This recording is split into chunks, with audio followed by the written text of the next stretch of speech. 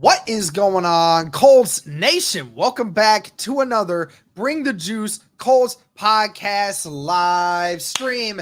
Thank you all for tuning in on this beautiful Sunday afternoon. We have week 4 NFL action between the Indianapolis Colts and the visiting Pittsburgh Steelers. I am joined, of course, by my friend Matt. Matt, how you doing today? Doing pretty good, pretty excited after yesterday. Fun games yesterday. Thank you, Georgia, for ruining my second parlay. Could have had $900, but because of Georgia, I only had 457. Absolutely. Well, what's going on, everybody in the chat? What's going on, everybody? Thank you all for tuning in. Just want to say again, guys, that this stream is powered by BetUS. If you guys want to have a new sports book this season, look no further than BetUS. Be sure to check them out today, guys. Of course, we got a lot of great things to talk about here. Can we talk and start Derek as head coach, please? I would stink as a head coach for a team, man. I would have to have the coordinators call everything for me. Yeah. I'm just going to be out here doing whatever I can just to make sure that we're game managing this. But, I think you'd be a good high school coach. I'd be a good high school coach. I could design enough schemes to help with at the high school level. I ain't trying to get technical at the NFL level, baby. I'm going to try to convince my high school to get me as their head coach, because the coach we have right now, he runs the Wildcat, and we're going up against guys 3 times our size. And it doesn't really work in high school unless you have the same size. It's like they snap the ball, and those poor 150-pound offensive linemen we have just get rolled over. Absolutely. Well, again, guys, as you're coming in here, be sure to like the stream, guys. It helps it get out to more and more people. Be sure to like the stream. It helps the algorithm. We want to get as many fans in here as possible. Also, guys, make sure that you're subscribing to the YouTube channel. That's the way that you're going to be able to comment in the chat. So please help us with the subscriber count. Guys, we're less than 1,000 away from 20,000 subscribers. We could certainly use your help trying to get closer to that every single day. So we really would appreciate that if you guys could do that. And again, guys, we're going to go ahead. I'm going to show you guys the Roundtable Sports commercial, guys, so you can find us where we are on Roundtable. Roundtable Sports Network brings you NFL divisional debate coverage on a weekly basis from your favorite content creators across YouTube. Featuring the AFC East Roundtable live Monday and Wednesday evenings. The AFC South Roundtable live Tuesdays at 7 p.m. EST. The NFC South Roundtable live Tuesdays at 7 p.m. EST. The NFC West Roundtable live Tuesdays at 9 p.m. EST. The AFC West Roundtable live Tuesdays at 9 p.m. EST. The NFC North Roundtable live Wednesdays at 6 p.m. EST. The AFC North Roundtable live Wednesdays at 6 p.m. EST. The NFC East Roundtable live Thursdays at 6 p.m. EST. Roundtable Sports. Real coverage from real fans.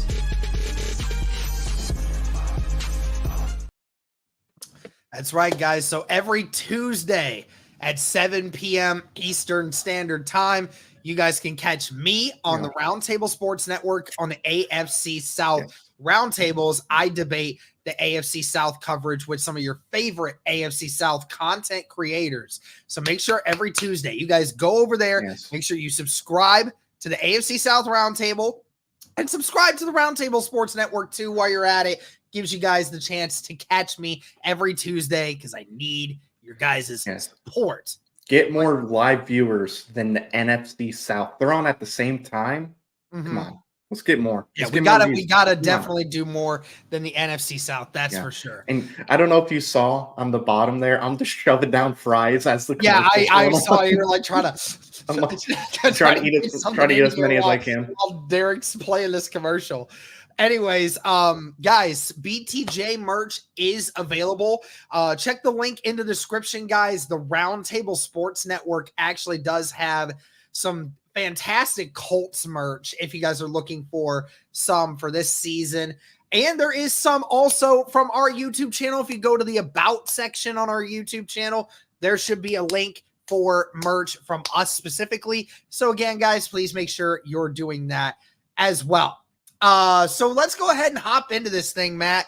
The injuries are piling up, man. There is a lot of things to discuss for the Indianapolis Colts. Obviously, you saw we obviously know we're already down Juju Brents and DeForest Buckner and a few other people. But now this week, 3 big starters out this week as well. Kwity Paye and Kenny Moore on the defense, both out for this game. And something that was just announced an hour ago, center Ryan Kelly is also going to be out. He was a late addition to the practice report with a neck injury. This is the first time that Ryan Kelly has had a neck problem that has kept him out of a game. So rookie center Tanner Bortolini will be going out there to participate in his first start as center. I mean, Matt, we are now down 3 defensive linemen. We're down 2 corners, and we're down our head of our offensive line in Ryan Kelly. I mean, these injuries, man, these things just keep piling up on us right now.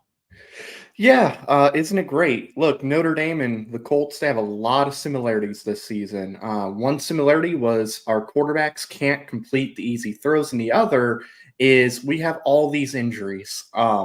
Losing Ryan Kelly for this game, it concerns me a little bit, but I am excited to see what Bortolini can bring because I think we all expect him to be the guy that replaces Ryan Kelly when Ryan Kelly retires, probably within the next few years. I wouldn't be surprised if this is his final year, in all honesty. I think he could retire after the season. So getting to see Bortolini out there is going to be exciting for me just because we'll at least have an idea of how he looks against a really good defensive line with Pittsburgh. Somebody brought it up. Will Mallory is not on the injury report. He's not on the inactive list too. So that's pretty good. So we might see him out there today. That could be fun. Our defensive line, we're just going to eventually have none of the starters out there at some point based on how everything is going. Hopefully that doesn't happen, but eventually we might have all backups on that defensive line. Yeah, it is definitely a struggle. Also, other players that are inactive today. Anthony Gould is also I'm pretty sure it's a healthy scratch for him. We saw a couple of boneheaded mistakes last week from Anthony Gould. Blake Freeland, Sam Ellinger, and Jannard Avery. One name you don't see on this list is tight end Will Mallory, who has been a healthy scratch for a good chunk of the year. So Will Mallory looks like he might get some action today.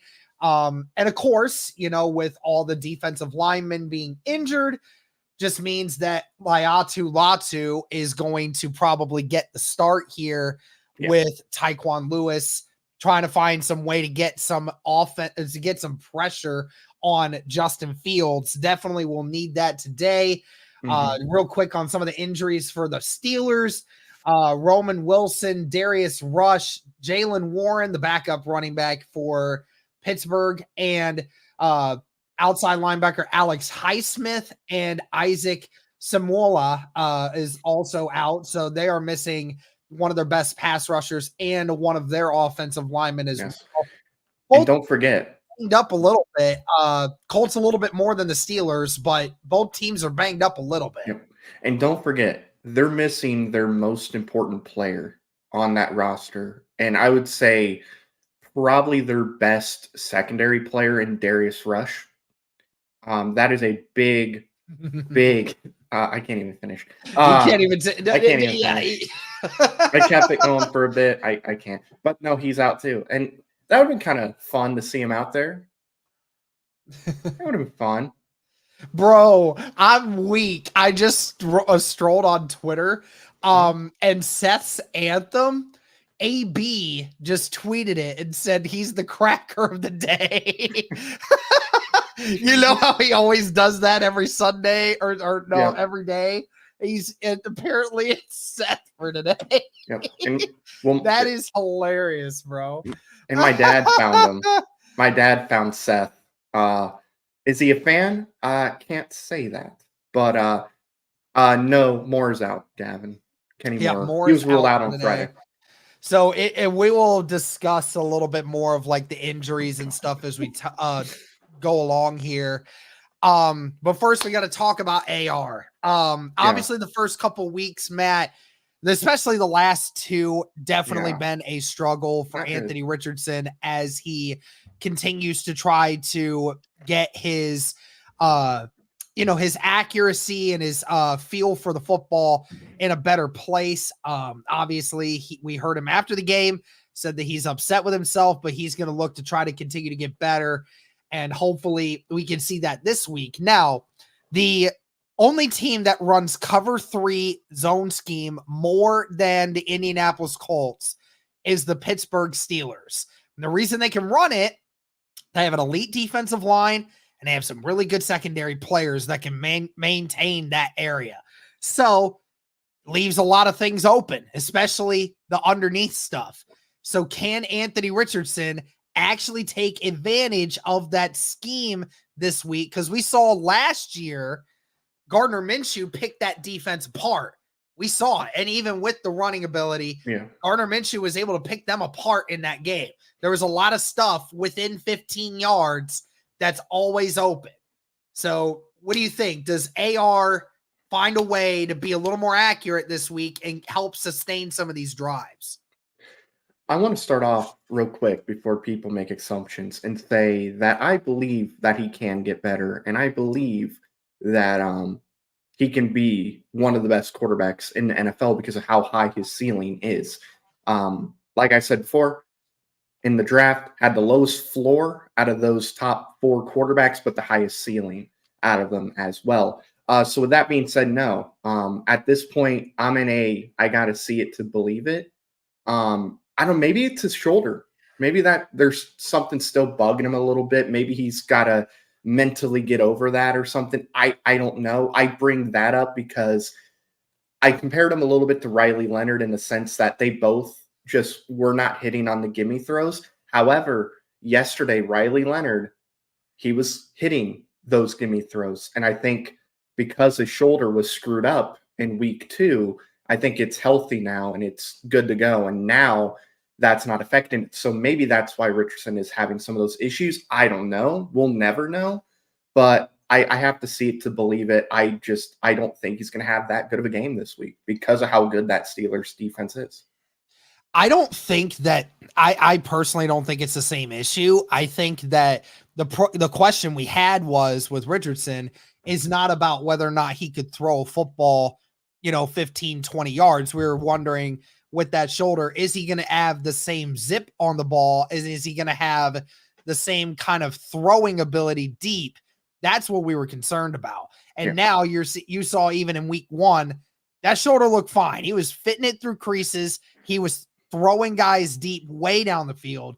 So that wasn't the issue. I think the problem that you have right now for Anthony Richardson is, again, he has never had to worry about putting touch on his passes. And that was the one thing that always made CJ Stroud such an intriguing draft pick when he was drafted, because I told everyone he is the most accurate quarterback and he makes the most NFL throws. Like, you got to have touch on some of your passes because you got to fit it between someone that might be 5 yards in front of someone and 5 yards behind someone. So you got to dump it into something. And right now, Anthony Richardson, through the first 3 weeks, hasn't had that touch. He throws it over too much. And I think that is just something where you just have to get used to that. You have to get used to being in practice and making those touch throws and getting used to being able to, lob it in there. I think that's the big question mark for Anthony Richardson right now. Like you said, I have to see it to believe it first before I'm willing to accept that I think he's ready. I certainly hope that for this game plan that Steichen took him into his office, sat him down for a couple hours and said, listen, in order for us to beat the Steelers, because of how elite they are at getting to the passer and because of how elite their secondary is, we have got to be like the average NFL offense if we're going to win this game. We have to make sure that the short passing game is the priority. It doesn't have to be aligning passes in there, but we have to connect on the passes to Jonathan Taylor out in the flat. We have to hit the quick curls to the tight ends. We have to do things like that get the ball in the hands of the playmakers, get those few yards, make those decisions. Because I have not had an issue with Anthony Richardson's decision-making per se a lot of through this season. I think most of the time he does actually really good things. It's just making the throws. That's the issue. And I hope that he figures it out in this one at least a little bit, because the Colts really need him, because if not, it's going to be a long day for Anthony Richardson in this offense with this Steelers defense. And I think he can, like I said, I think he can develop into one of the better quarterbacks. I mean, Shane Steichen has shown he can develop quarterbacks. I mean, he's worked with Justin Herbert, and I would say Herbert's best year. He's worked with Hurts in his best year. I mean, Phillip Rivers had one of his best years when Shane Steichen was there. So I think he can develop. I mean, heck, look at what he did with Gardner Minshew. Like, Gardner Minshew got better as the season went on, too, as a starter. I think he can develop and get better. And look, at the end of the day, for me, this is all a developmental year. If we make the playoffs, awesome, great. But I care about the development of Anthony Richardson. If we see clear improvements by week 18, I'm going to feel good. If we don't, and he's still struggling, conversations have to be had at that point. What do you do? Because there's a lot of really good quarterbacks in this upcoming draft. Do you want to go there? Hey, it wouldn't be the first time a franchise, just in like a year or 2 years, went from one quarterback in the top 4 to another quarterback in the top 4. The Cardinals did it when they drafted, or top 10, I should say, because Rosen was a top 10 pick. And then the next year they took Murray. We will see what happens there. But again, guys, be sure to like the stream, guys. It helps it get out to more and more people. We got 214 people watching across X and YouTube right now. So please, guys, be sure to like the stream. Be sure to subscribe, as it does help grow the channel and allows you to comment in the comment section. We got to go to the next thing here. Another big day for JT. Is it incoming? In the last 2 weeks, Indianapolis has had back-to-back 100 rushing yard performances off the back of Jonathan Taylor. Obviously, with this offensive line definitely can move people. Now, obviously, we're going to be missing Ryan Kelly. That's going to be huge today. Got to see what Tanner Bortolini can do. But nevertheless, Matt, there is a lot of still good things about this offensive line. We saw last year we were able to move the ball down the field with running the football as well. And that was with Trey Sermon, not even with a healthy Jonathan Taylor right now.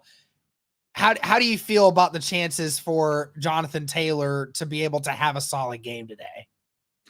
I mean, I feel okay just because of how good the offensive line has been. I think we're going to find out how much of a difference Ryan Kelly makes when it comes to pass protection and also the run protection too, because I mean, if you looked at the numbers and just kind of where they're at compared to other people, I think the pass game, they're number one, but the rushing, like the run blocking, is like off the charts on some of them. The reason why I feel okay and not great about it though, is because the Steelers have the second best run defense in the NFL. They allow 71 rushing yards total. And I think this is going to be a really good test. I think Jonathan Taylor will have a good day, but a big day, I think it's 50-50. Yeah, it is going to be interesting on that. Like you said, that Ryan Kelly missing is definitely a huge one in regards to that. So we will see what happens with that. All right, we got to talk real quick about the offense or the defense of the Steelers.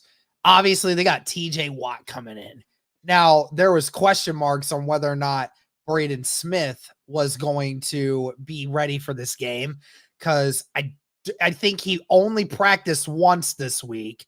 He practiced once on Thursday, didn't practice Wednesday, didn't practice on Friday, and pretty much had a giant brace on his knee for the entirety of the week.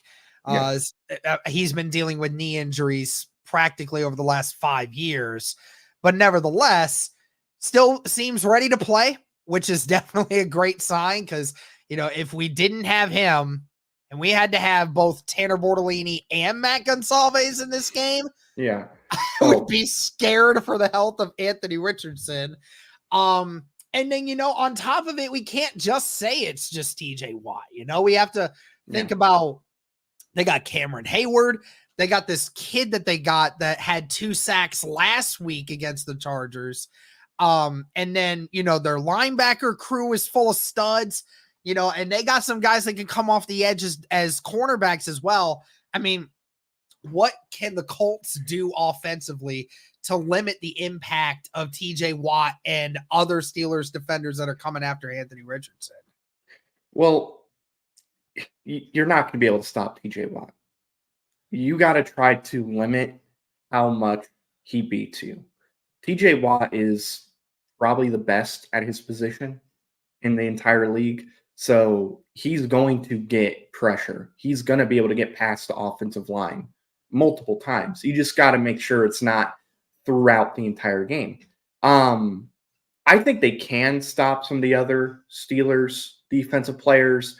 It won't be consistently because, again, that defensive line, even if they're missing one of their better pass rushers, the outside linebacker, they still have a really good defense that can still create pressure on their own.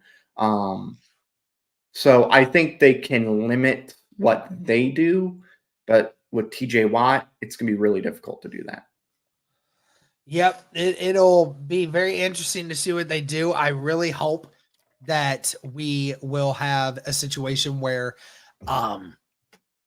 they put some tight ends and other people over there to help chip TJ Watt, give Braden Smith a little bit of support, or even Bernard Ryman a little bit of support. I will say, for the one thing that's actually good about the fact that Tanner Bortolini is the only one that's being replaced as a starter is being the center. So it's much easier to maintain those gaps versus on the outside, where obviously you're going to have both of your starting left tackle and right tackle, which is certainly a much better option for you. But it'll definitely be interesting to see what we got. But you might want to do like 2 tight end plays a lot. Yeah. So you can have Mo out there and you can put him on the side where TJ Watt's going to be. Just have him follow TJ Watt. If TJ Watt's coming on the right, put Mo on the right. If he's going to be on the left, put him on the left. Yep. That's what they need to do. They need to 90% of the game need to have a tight end that is going to chip him and keep him from getting that extra step.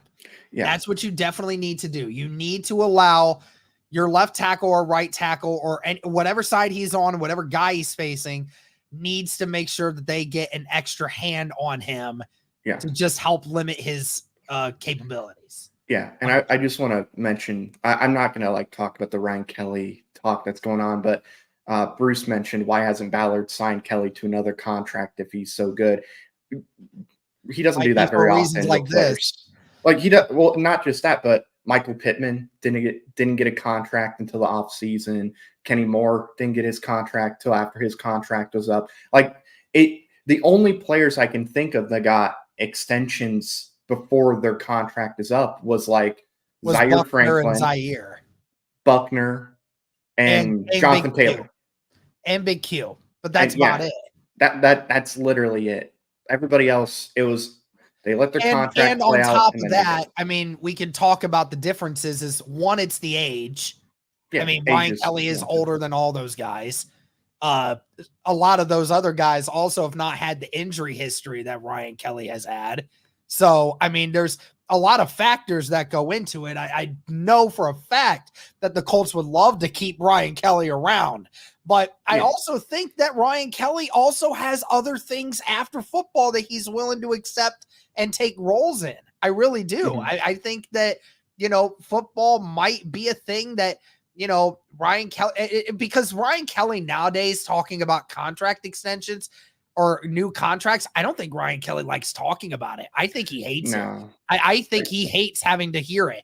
I think he just wants the Colts to either make a decision or not, because if the Colts don't offer him a new contract, I think he's gone. Like, I think he's just done. He's just going to retire because he's going to be 32 years old. And, he's going to have these millions of dollars, and he's going to have his new family to be around. And, he's part of the NFL PA and, other things like that, like he has other golden opportunities. So that definitely doesn't surprise me.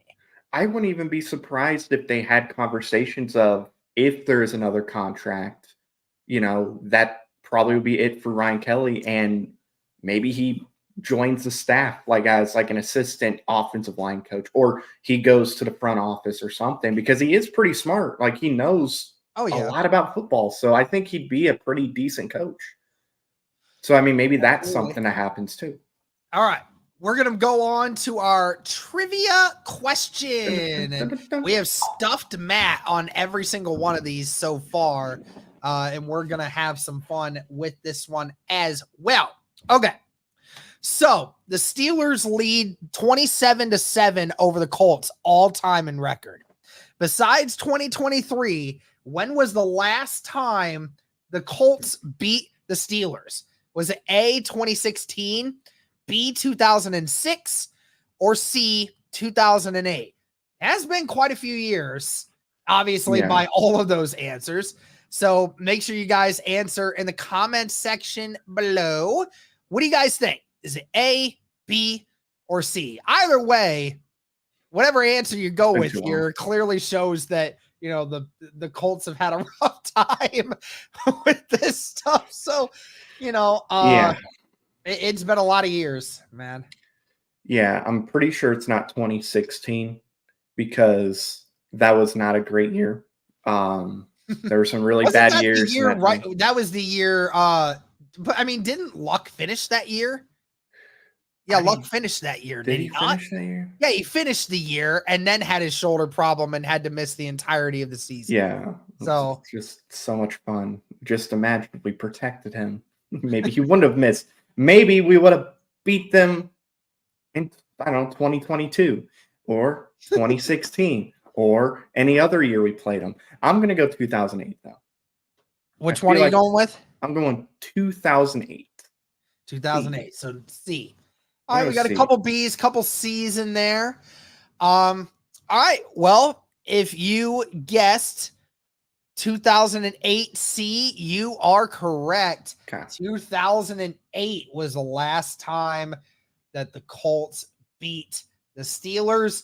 It was a score of 24-20 for that game. And I actually want to pull up the box score just to see kind of what happened there. Peyton Manning in that game, 21 of 40, 240 yards passing, 3 touchdowns in that game. Also, when Ben Roethlisberger was playing, actually had 0 touchdowns to 3 interceptions in that game. So, albeit for some reason, the 2 differences in the quarterbacks, this game was still close, but the Colts edged out a win.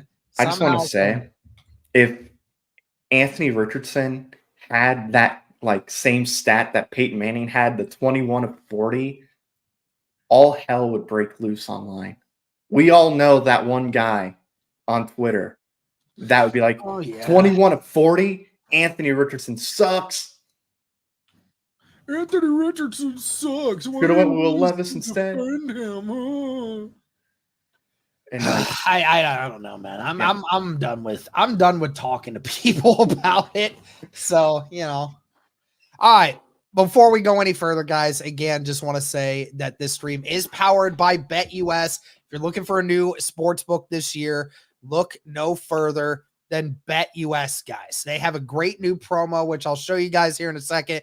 But we're actually going to go ahead and take this bet right here because the odds have gone up even more when it comes to the game right now. As far as the Colts are a +2 now. Actually, I think the week started out as the Colts being a -1, but now they are a +2.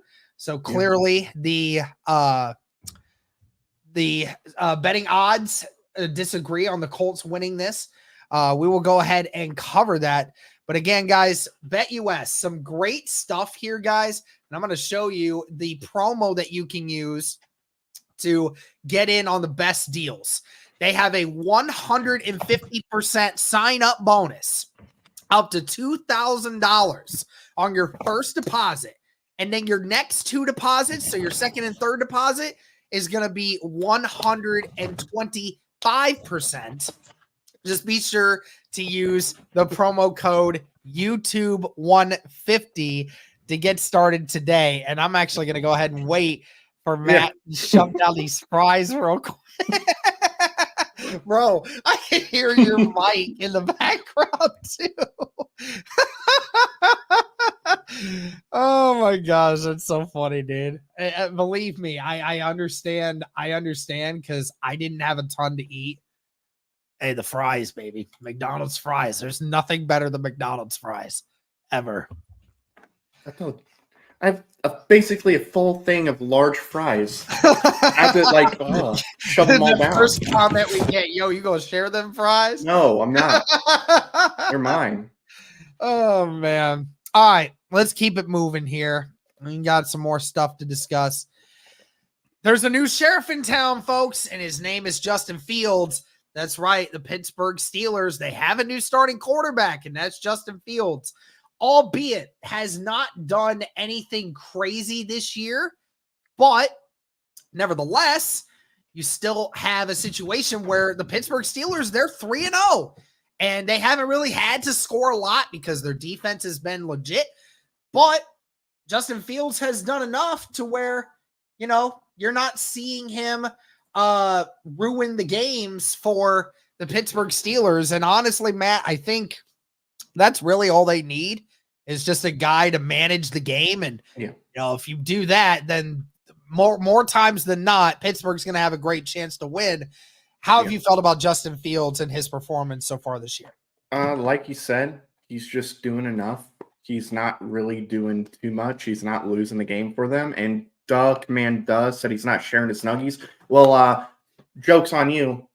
I got my own nuggies. Oh, man, that looks so good right now. So, yeah, fuck you. No, but in all seriousness, I don't think Fields has been all that special. I know Kurt just loves him. Kurt loves Justin Fields and thinks that's what Anthony Richardson should be. I'm sorry. I want a quarterback that has the ability to put the team on his back. And I'm sorry that Justin Fields, who's had over 40 career starts in the NFL and has had over 20-something starts in college, is supposed to be compared to the same guy that has had 20 starts since high school. Sorry, that's what we're comparing to, but whatever. And look, I think if the Bears traded Fields last year, and instead of taking Richardson, we took Fields and then maybe moved up before the Texans could and took like Will Anderson, I would have been okay with that too, because I think our team was in a position where all you had to do was just not screw it up. I think he could have played better in that system than Minshew. Heck, I think he'd be a better backup than Joe Flacco just based on what kind of system Shane Steichen wants to run. But no, he's done just enough to win. I'm not going to crap on him for that. He just hasn't been spectacular. I have to see him be in a position where he has to put the team on his back. Let's say they're down 10, in the fourth quarter, early in the fourth quarter. I want to see him in that situation. Well, and I'm happy for him, obviously, because me as an Ohio State guy, I love seeing Ohio State people succeed, especially at the quarterback, because a lot of people have, just been dogging on Ohio State quarterbacks. But Well, I'm the sure last two quarterbacks that have come into the NFL have actually at least done some things. Yeah, I'm sure you want one of them to not play well.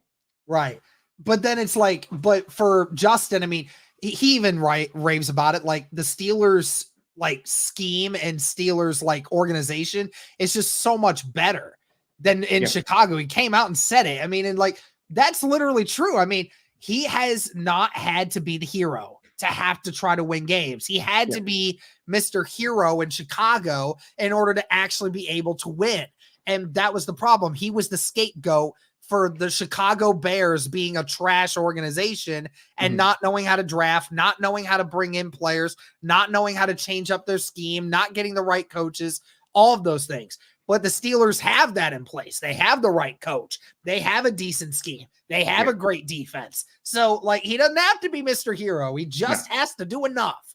And, I mean, he has had to do very little in the first 3 weeks of the season, only has 3 touchdowns on the year so far, which is kind of crazy because Anthony Richardson had 3 touchdowns in his first game this season. So obviously has had a lot less to, has even done better in some ways than Justin Fields has. But as far as accuracy goes, clearly Justin Fields is getting off to a really good start.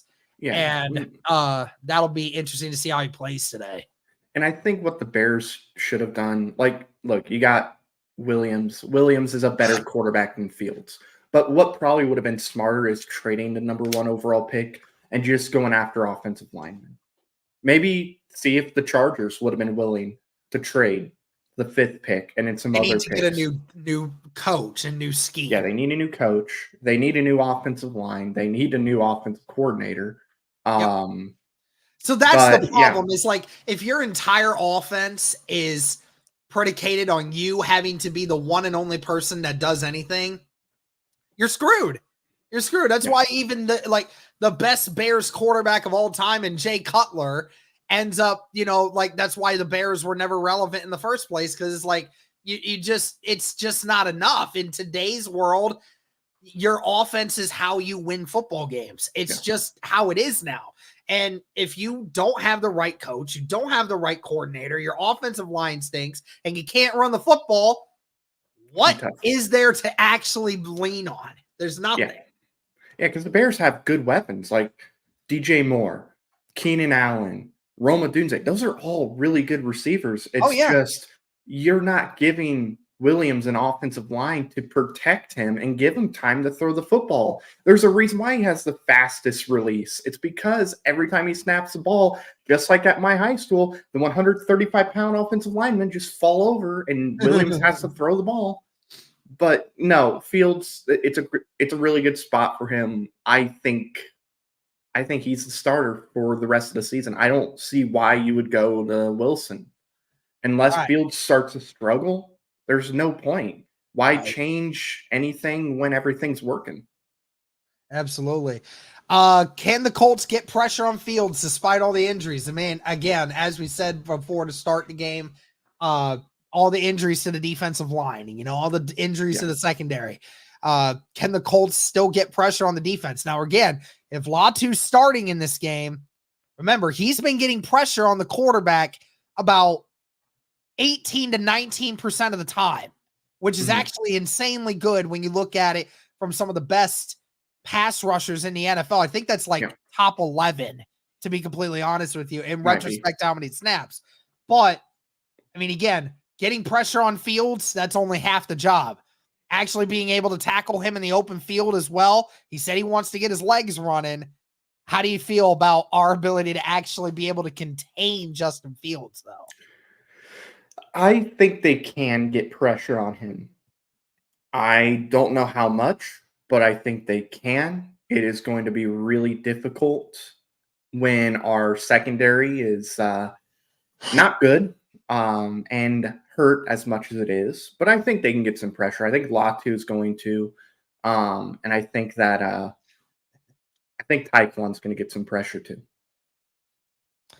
Yeah, I certainly hope so, man. What better game for AR to prove he can run than the Steelers? Glad the Irish won, but you need a Colts hat for game day, bro. It's hiding. My Colts hat's hiding. I All didn't right, buy my well, draft hat this year. So we got about 20 minutes until game time starts. We'll go ahead and hop into the games around the league segment. Go ahead and hit that up here before we get started. All right. Bengals versus the Panthers. The battle of, two of the worst teams in the NFL right now. But I don't know. After what Andy Dalton just did this last week, Andy Dalton might be able to do the funniest thing ever and beat the Bengals. What do you think about that? That would be really funny, wouldn't it, if he did it? And I heard rumors that T. Higgins will become available for trade if the Bengals lose this game. Interesting. Well, I don't think we have to worry about that. Bengals are going to win. The Red Ranger, that red ginger that looks like a cousin of mine. Yeah, he had a good game, but yeah, I think this is the team was just energized for a new quarterback, and they're just like, if you had a new head coach, Bengals are going to win. They're going to win by like 10 or more. Battle of the beaten cats, he says. That's funny. This is the last time I'll pick the Bengals. If the Bengals don't win this one, then yeah, I see some major changes happening in Cincinnati. I think they need to trade Jamar Chase if that happens. Yeah, literally. Get rid of trade him to Indy and just sign T. Higgins, and you'll be all right. Yeah, trade him to Indy. Trade him to the Colts for like a second round for pick. Blake Freeland. We'll give you our second round picks. We'll pull a draft day scenario. We'll give you our second round picks for like the next 3 years. Go right ahead. Or we'll trade you Blake Freeland. How about that? Our healthy scratch. We'll give you an offensive lineman like Joe Burrow. Anyways, okay, so yeah, I'll pick the Bengals here. I think it's their last opportunity to save whatever they have left of this season. Anyways, Saints versus the Falcons. Now, Saints are getting Alvin Kamara and Chris Olave back for this game. But from what I heard is they have at least 2 offensive line injuries as well. What do you think? I got the Falcons winning this. I think they have the defense to slow down the Saints, and I think offensively they got a lot of weapons that can, do some damage. I'll go with the Saints here as well. I know they had a rough game against the Eagles, but I don't think the Falcons are quite as good. I'll take the Saints here. I think the offense for the Saints has done just some great things. Update for you as well. James Boyd tweeting this about 10 minutes ago. DeForest Buckner is here today. He has a wrap and brace on his right ankle, but was not using his crutches to walk. Which is a great sign. Reminder that the earliest he could come back is week 7 against the Dolphins. So obviously has to miss this week and 2 more weeks after. But it is a good sign that just basically about 2 weeks after that ankle, he is starting to walk around a little bit on it, even if he has some support. We know DeForest Buckner, he's a warrior. He will try to come back as quickly as possible. Yeah. So no problems there. And yes, John, Braden Smith is playing from what I can tell. All right. Jaguars versus the Texans, man. Jags, another terrible start this year. Yeah. And I mean, they currently hold the number 1 overall pick, Matt. What do we expect here? So people called me crazy back in, I think it was 2020 when he was drafted. And I just said, yeah, his freshman year, he was great. But I haven't been too impressed with him after. And I didn't think he should have been the number 1 overall pick. At that time, I thought was it Justin Fields in that draft or was it Tua in that draft? Justin was in the same draft as Trevor.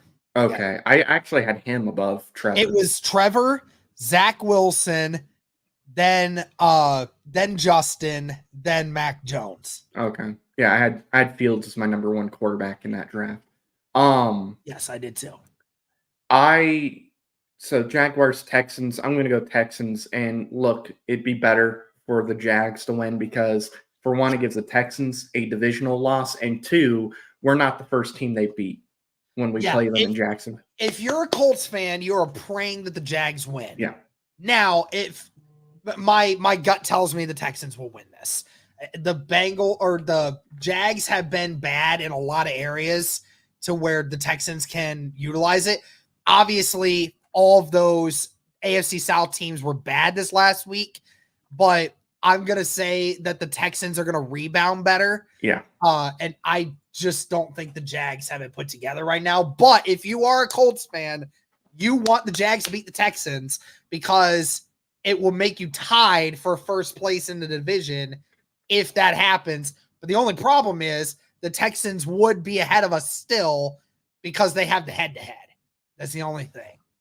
So Tony Richardson. Isn't Tony Richardson the guy that owns a pizza place in New York? Here, Matt, ever since week 1, this guy has been calling him Tony Richardson because he's a troll, and he just calls him that because he knows it gets under people's skin.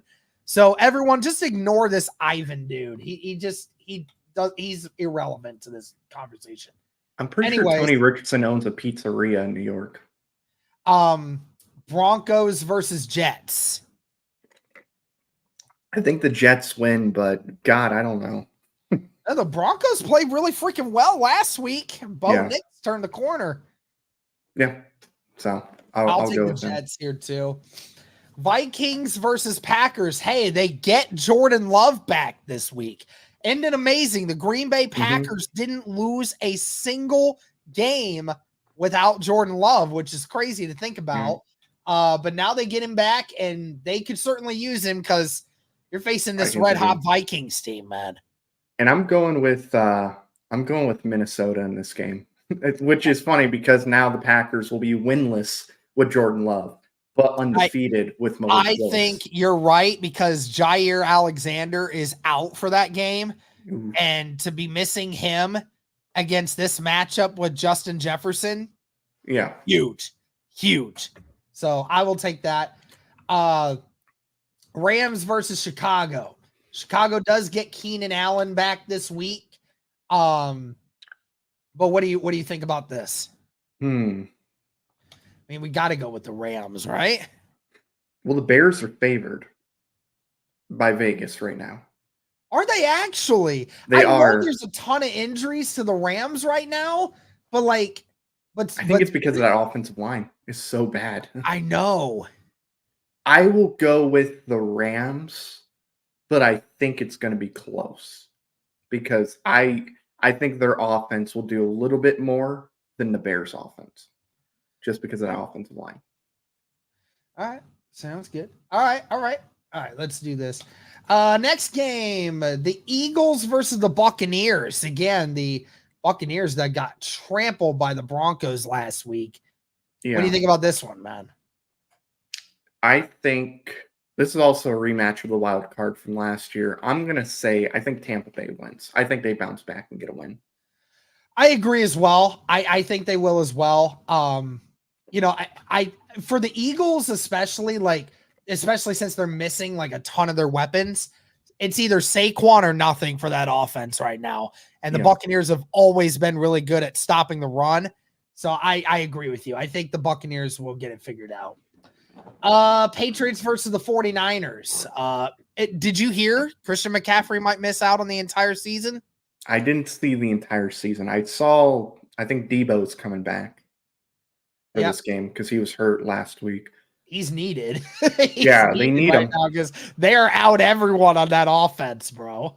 Yeah. But Brock Purdy did show you he can lead an offense even despite, missing a bunch of his guys. He can still lead the offense.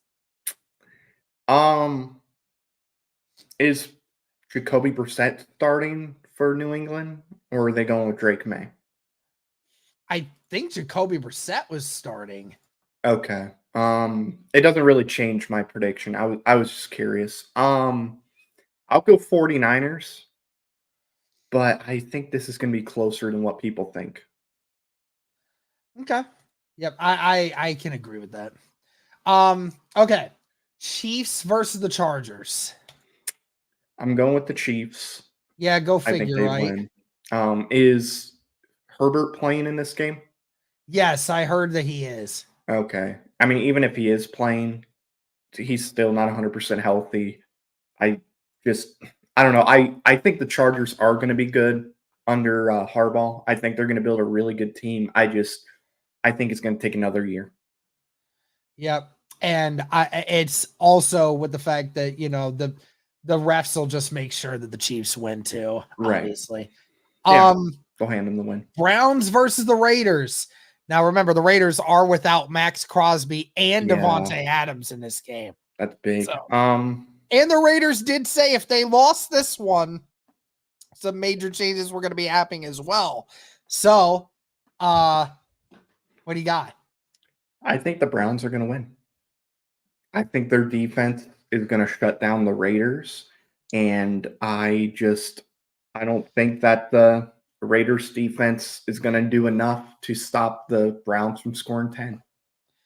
All right, guys, we have 165 people watching on YouTube and only 42 likes. Come on, guys, let's get to 100 likes before this game starts, please. So I do have to hop off in a sec because I got to take my brothers. All right, my folks. Last couple here. Bills versus the Ravens. Give me the Bills. Yep, Bills are playing just too good right now. Yep. Titans versus the Dolphins. Huntley versus Levis. I'm gonna go with the Dolphins. I'm gonna go with the Titans. I'm going Dolphins. Okay. Because Huntley's good. I mean, he made okay. He made the Pro Bowl. Okay. Yeah, he is a good quarterback. Seahawks versus Lions. I don't look. You're disrespecting Seahawks are Huntley. undefeated, bro. Seahawks and who? All right, I'll take Seahawks, and then the game that matters. What's up? Who are they playing? They're playing the Lions. Is that a Thursday game? No, that's a Monday night game. There's another 2 Monday night games? Jesus there's Christ. 2 Monday nights. You just do Tuesday night. I'll go Lions. Okay. I'm gonna go Seahawks. Okay. And the game that matters, Steelers versus the Colts. I'm going Steelers. I'm going with the Colts. How dare you pick the Steelers? Look, here's the thing. I don't. How dare you do that on this channel right now? I don't trust our offense to do enough. I know. I totally get you. I'm trying to keep strong for, my. And look at our secondary. Family, but me, you, and Cody are in the secondary. I gotta go because we gotta get ready for this game. There you go. All right. So yeah, my bros. Thank you very much, Matt, for coming on. We appreciate you. It's no problem. All right. See you.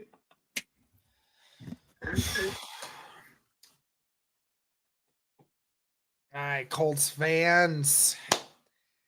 Oh, I forgot my Bet US overlay. Hold on a second, guys. There we go. That makes more sense there. Sweet. Well,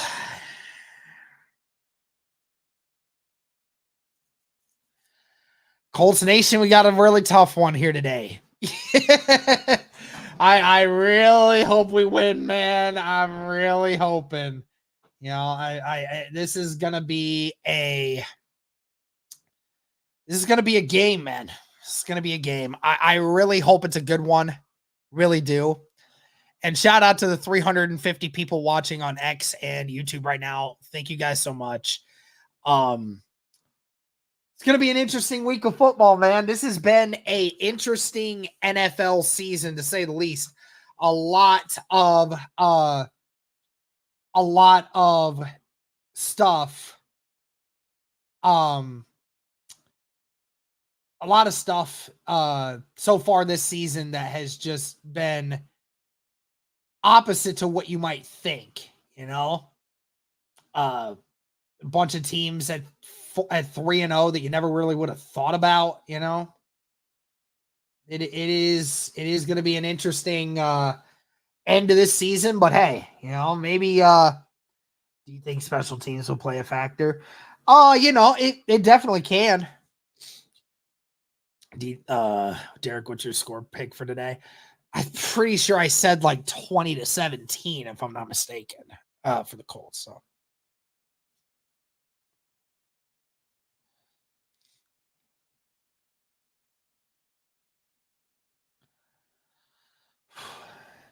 What do we think of the run defense today?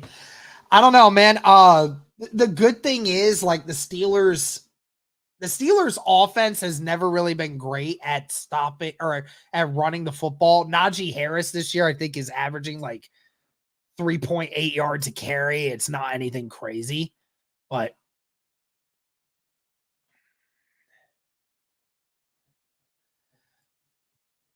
yeah, lots of fresh faces. Yeah, lots of new faces for sure, man.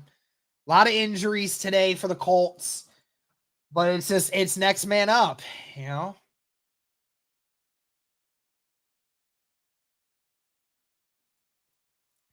All right, guys, I'm going to be back in 60 seconds. Don't go anywhere. Just give me 1 second.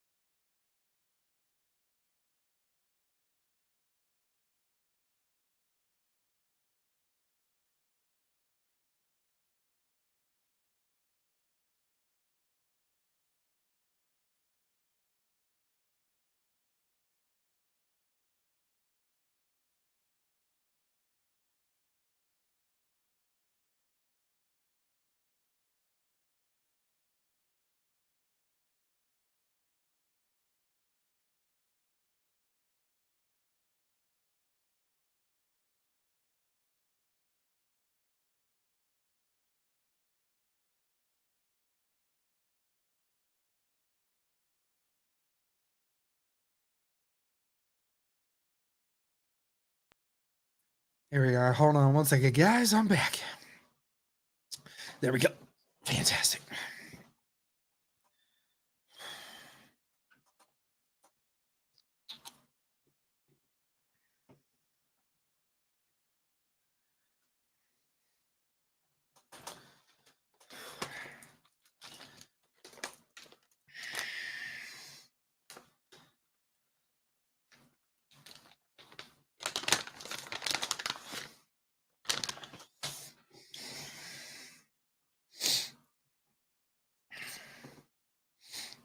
Thanks, Dexler.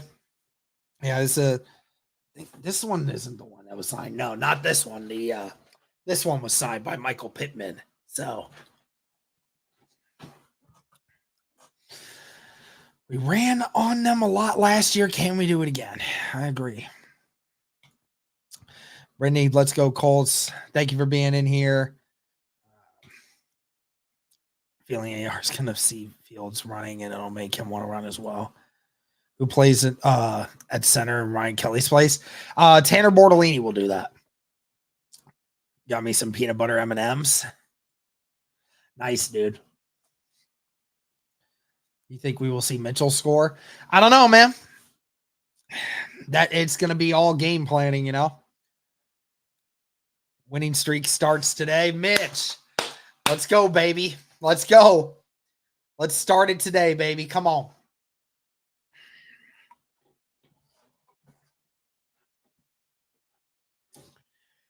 Everybody's just got to step up, right?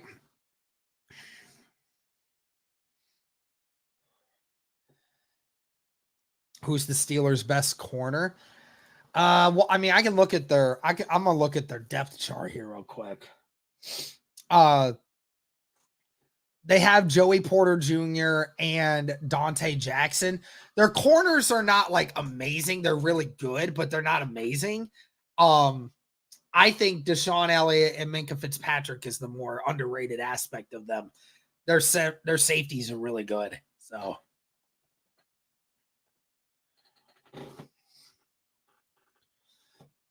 Richardson's got to hit the open guys today. Yep, absolutely.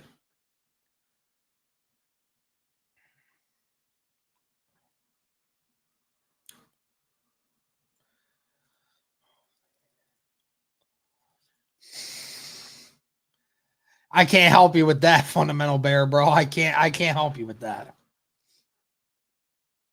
Pittsburgh wins the toss and defers. Colts get the ball first. All right. Colts offense is going to get the ball first, guys.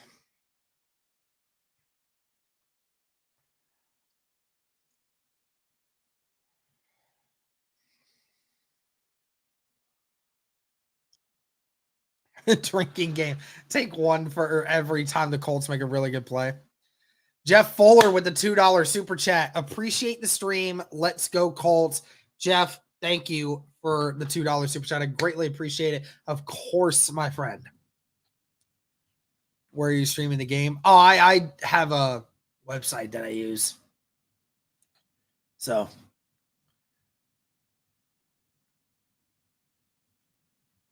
But thank you, Jeff, for tuning in. Of course, I love doing these, and I appreciate everybody tuning in. Won a home W against the Steelers. We were there for last year's, and it was a blast. Yeah, yeah, absolutely. I definitely hope we can do the same as we did last year. Oh, no problem, Austin. Thank you. Oh, Andrew, you're going to actually be able to watch it on TV? Heck yeah, man. Again, everyone, thank you so much for tuning in, and thank you so much for clicking like. Come on, guys, get it to 100 likes on this stream before kickoff. We're about to have it now. See you at halftime, bro.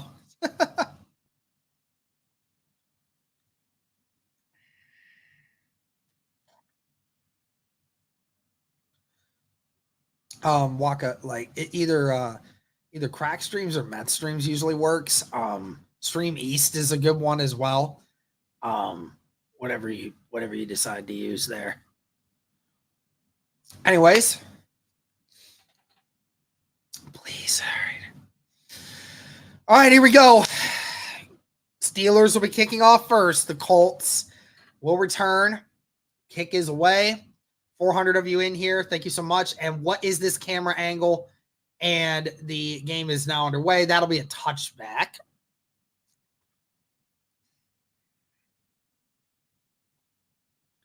Anthony Richardson and the Colts offense comes out. It has not been a great start for the Colts offense this year. Anthony Richardson dead last in completion percentage and interceptions so far this year. Definitely going to need to be a better look from Richardson this year if he wants to get this offense going. Is number one in air yards per attempt. Two receivers to the right in bunch formation. Pierce out on the left. Cox on the right. Got to keep an eye on TJ Watt. Downs goes in motion. It's going to be RPO.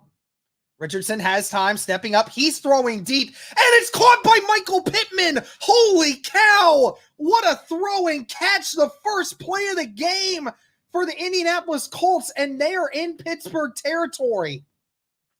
Wow, Richardson stepped up, fired a bullet, and it went just over the hand of a Pittsburgh defender and right into the hands of Pittman.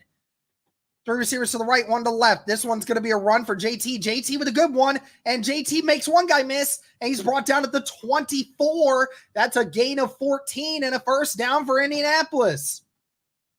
2 plays, and the Colts are knocking on the door of the red zone.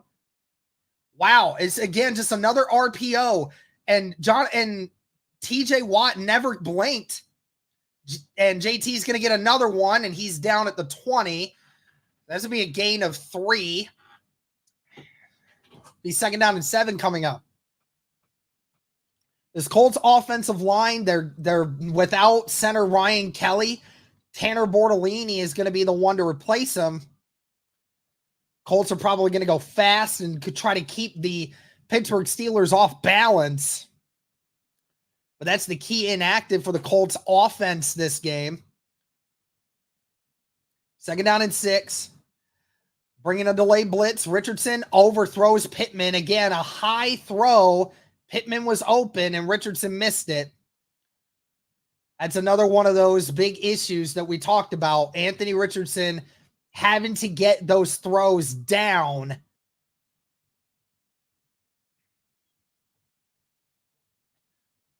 The defense for the Pittsburgh Steelers,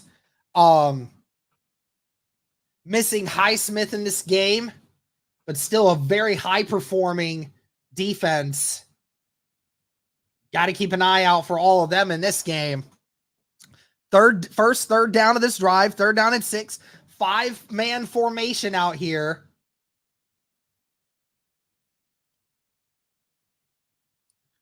Richardson, they're going to do a QB draw. Richardson gets the first down, brought down at the 12.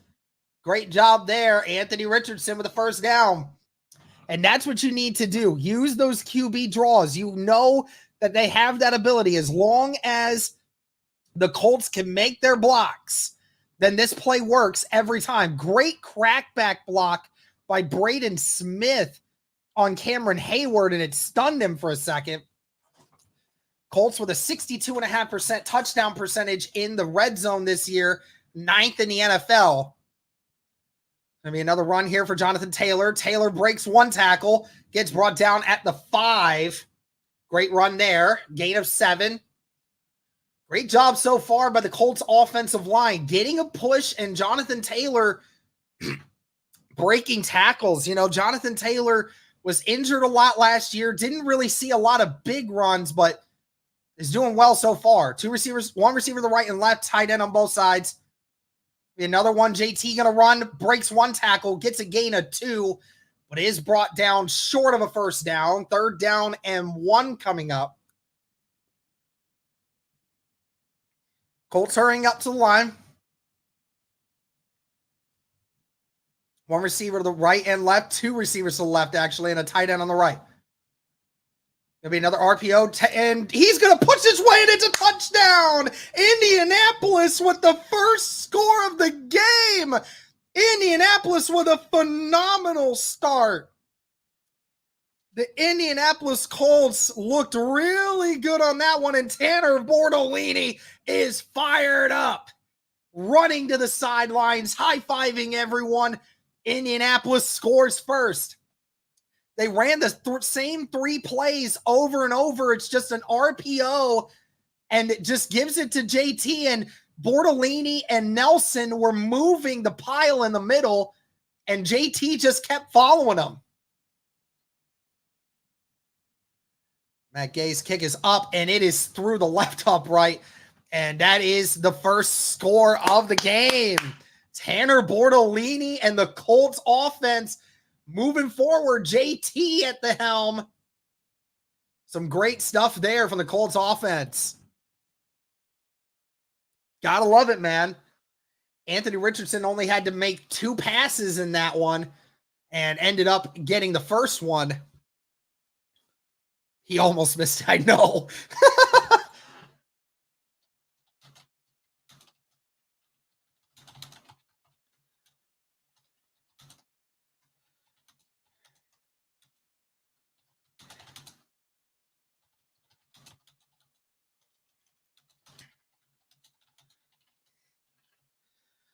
So far, so good, guys.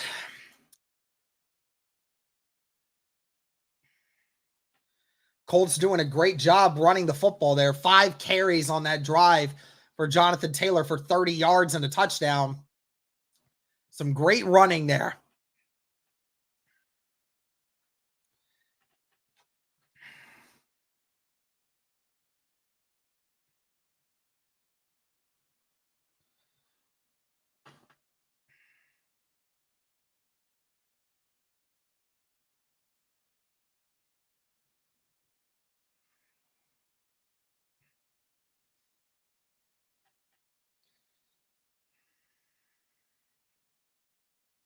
Great start there for the Indianapolis Colts, man. I loved that. I love that. And it was all set up by Anthony Richardson making that first throw. That was a very difficult throw, but he put it where Pittman could catch it. And that's exactly what you needed for this team. And that started it all. The first 2 plays accounted for 46 yards. So, I mean, that's what you're going to get if you're the Indianapolis Colts, man. That's just what it is. You're going to get big plays or you're not going to get much at all. I mean, and that's awesome. Would have loved if Anthony Richardson would have hit that second throw. You know, that's one of those again where we keep saying like those are the 5-yard throws that he needs to hit. And I really hope he figures it out. I really hope he gets it. It's just he's got to take a little off of it, you know, like he's going to get it there before somebody picks it. Like he's going to get it there. But like he just overthrows them every time, you know? So Hopefully we see more of that.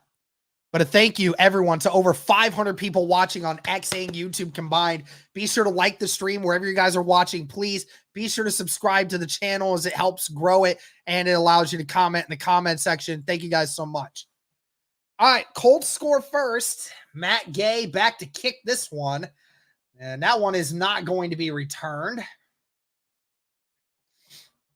And now the Justin Fields-led Steelers out here now on offense. This is an offense that really hasn't scored a lot in the first couple weeks. Only 3 touchdowns offensively for this team, but that is all that has been needed for them to secure victories.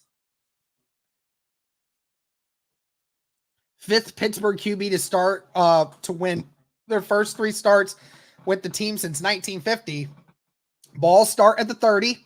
12 minutes left in the first. 3 tight ends set here for Pittsburgh. 1 receiver to the right. That's Pickens. Fields under center. And Fields falls. He's going to try to hand it to Najee. Najee gets it, but it's a 2-yard loss. Fields got tripped up by his own offensive lineman and had a difficult time handing the ball off to Najee. It's like he was a little late getting a hold of the ball and he got tripped up and Najee almost fumbled it. That's a 2-yard loss to start this.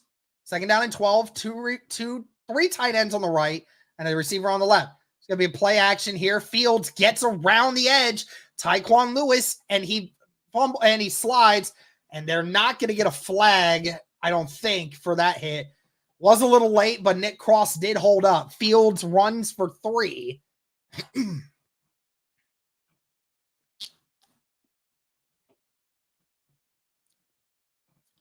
Pittsburgh Steelers missing a few offensive linemen. I think it was 2.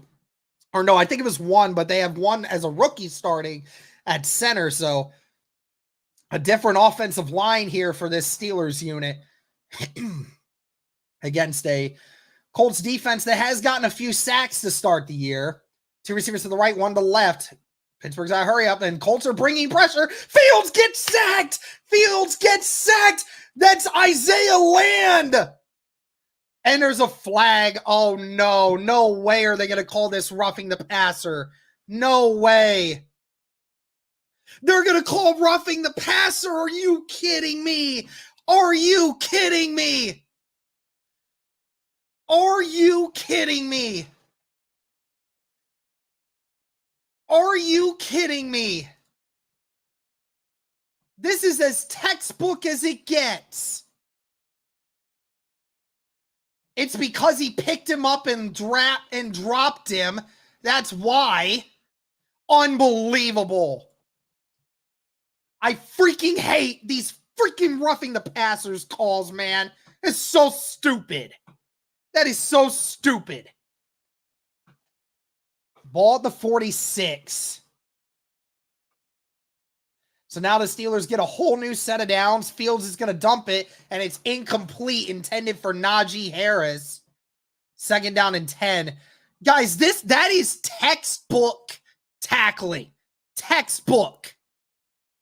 I hate this stuff so much. They already protect the quarterback so much, and Justin jumps, and Isaiah Land drops him, and they call it a flag because they say it's too much. It's ridiculous. They take so much power away from the defender. I formation here for the Pittsburgh Steelers. They're going to run this, and Najee gets stuffed right at the line, but he's going to get a yard. That's EJ Speed. The Colts defense is amped up. They are ready to go. They are not letting that bullcrap flag happen. And they're not going to let it affect them right now. Come on, get this stop, Colts, please. 3rd down and 9. 2 receivers to the left, 2 to the right. Fields in the shotgun. Can't tell who's back there with him right now. Fields stepping up, fires, and he finds this guy caught by number 19. That's Calvin Austin. That is a 1st down. Found a spot in the zone. Unbelievable, man. Great hit by Jalen Jones.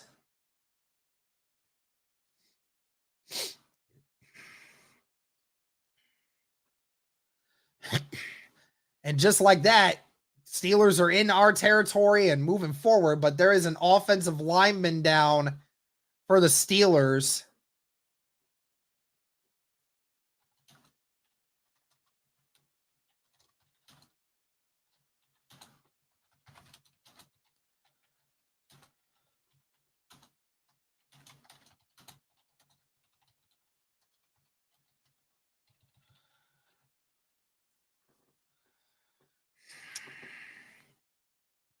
I mean, it's so stupid. I freaking hate how this... That's so stupid, man. Like, why are they allowed to do that? You know, like, why does the NFL have to make that a rule? It's so stupid, and now they're going to get points. And now the Steelers are going to get points because we did something right, and they're going to get points. And it's so stupid, man.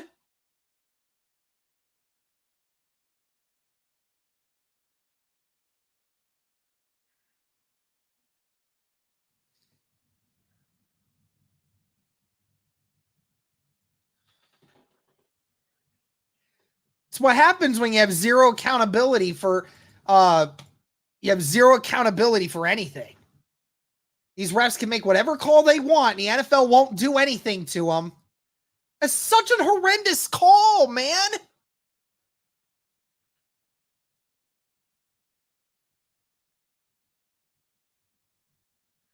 It's so trash.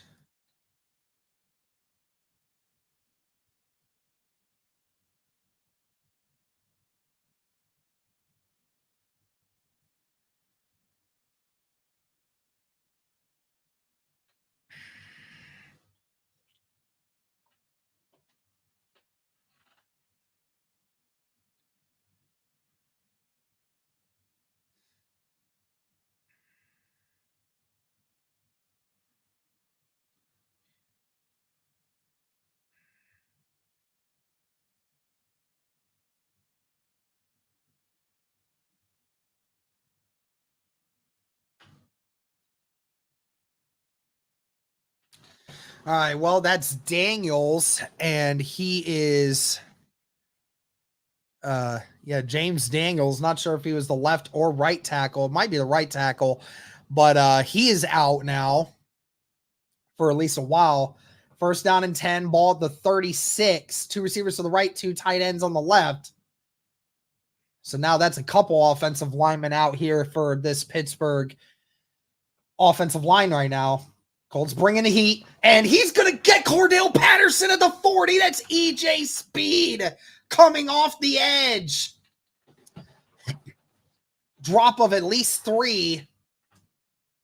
Great play there. The Colts run defense off to a good start here. Wow, Jacksonville got the first score on Houston, but then Houston responded.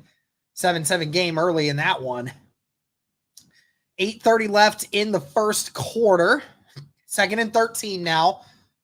Two receivers to the right, one to the left. Tight end is on the right. Austin will motion to the left a little. There'll be play action here. Fields looking deep. He's just going to dump it to Patterson. Patterson, who gets tackled at the original line of scrimmage. Nick Cross, they're wanting a flag. There is a flag thrown. They're going to get, I think they're going to get Jones for a late block at the end of it. Fine, throw all of them. Throw all of it. You got to keep these coming. If you're going to be stupid and call it on the Colts, you got to call it on them too.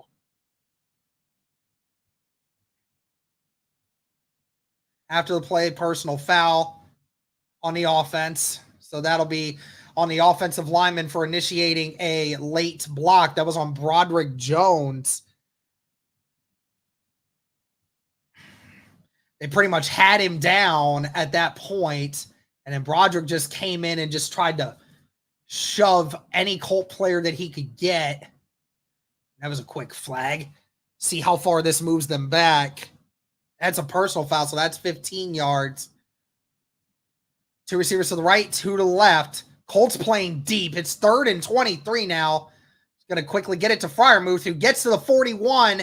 That's a gain of maybe 8, but that's nowhere close. And I still think Pittsburgh is out of range for their field goal kicker. This would be a 59-yarder if they went for it here.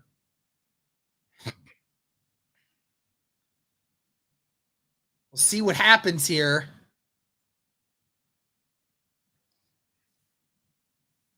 And they are going to punt it, so the Colts defense does get the stop. Great job there by the Colts defense. Now, just no turnovers here, please. See where this ends up. Josh Downs going to call for a fair catch at the 12 or 13. So a 28-yard punt there, and the Colts offense will come back out. Great response by the defense.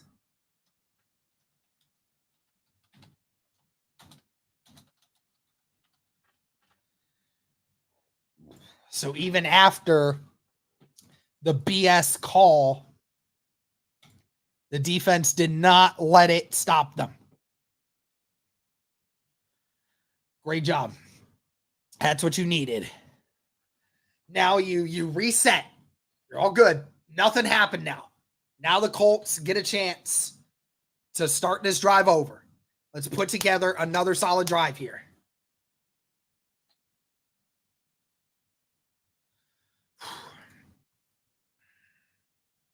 Thank you again to everyone that is liking the stream right now. 622 people watching across YouTube and X right now.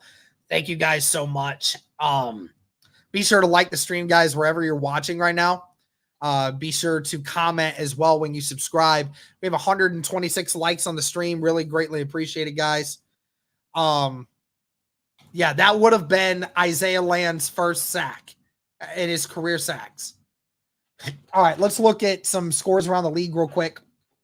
Early to this right now. 0-0 Bengals and Panthers, 7-7 Saints and Falcons, 7-7 Jags and Texans, 0-0 Jets over Broncos, Vikings with a 7-0 lead over the Packers, Colts obviously 7-0, and Rams 3-0 over the Bears. Buccaneers already with a 14-0 lead over the Eagles, so very good there.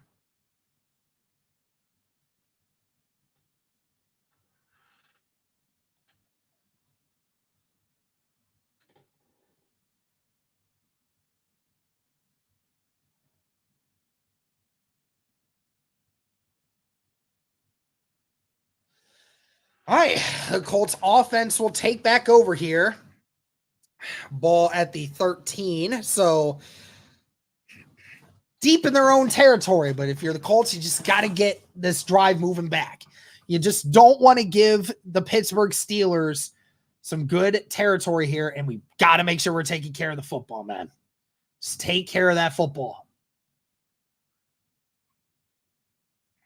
All right, here we go.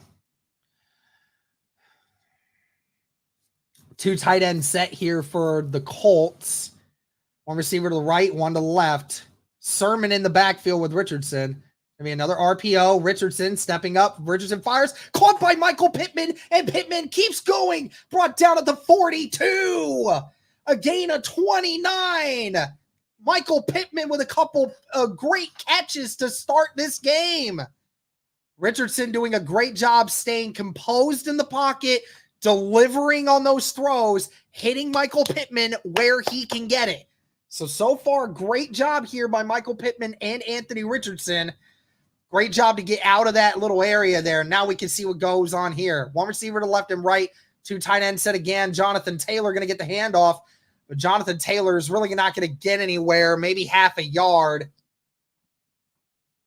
RNJ with the $2 super chat. Ball doesn't lie. They got 0 points off of that. Yes, sir. And, yep, so it'll be 2nd and 9 coming up for the Indianapolis Colts. 6:14 left in the first. Colts offense moving pretty well. 3 receivers to the left, 2 to the right. going to be another pass here. Downs with the catch, and that's a first down. Gain of 11. Anthony Richardson, great job getting that ball to Josh Downs. That's what you want to see.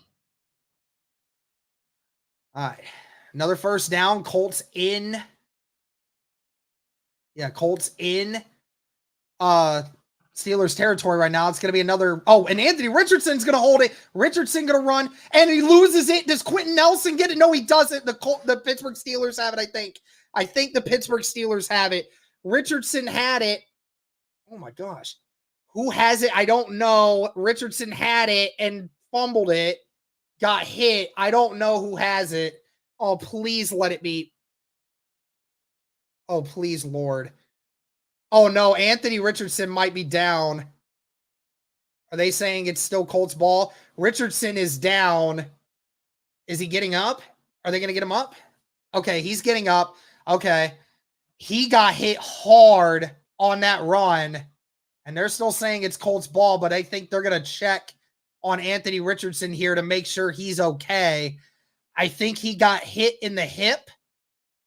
I'm not sure. I'm going to look at this. Yeah, he got hit like in the hip. Yeah, he got hit in the hip by Minka as he was turning.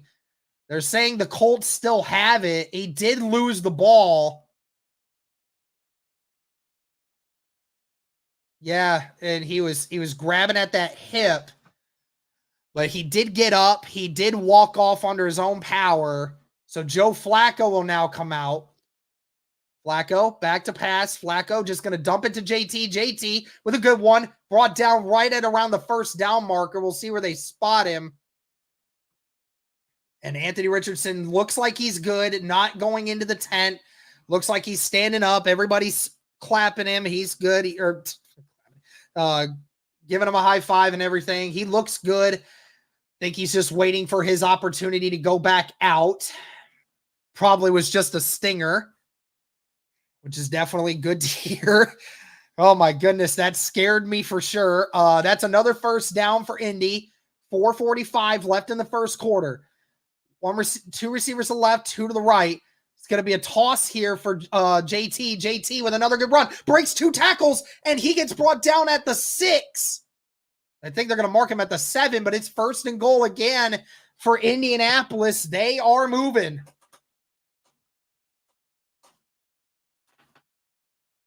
Great job there. A little misdirection and a great job by the left side of the offensive line. Great tackles or blocks too by Pittman and Molly Cox to seal the edge too. And JT just follows his blockers, man. First down and goal at the 7. Anthony Richardson is back out there now, so he's all good. Maybe another run. Anthony Richardson going to run it again. He makes one guy miss, and he falls, and are they going to not throw that on Minka? And Minka just hit him in the head, bro. And he gets back up. Anthony Richardson grabbing at that side still. It's bothering him for sure. And he is mad. Richardson mad because he thought he definitely felt it in that hip. And Minka hit him in the head and they didn't call it. He slid, but they didn't call it anyway. Minka didn't follow through with the tackle, but still should have been called because it was head to helmet contact. Why are we protecting one quarterback but not the other? Like, are you serious right now? How in the world are we not protecting Anthony Richardson? He is so mad. He's going back to the locker room. Two receivers to the right, two tight ends on the left. Going to be another run here for JT. JT stuffed at the 4. He's not going anywhere.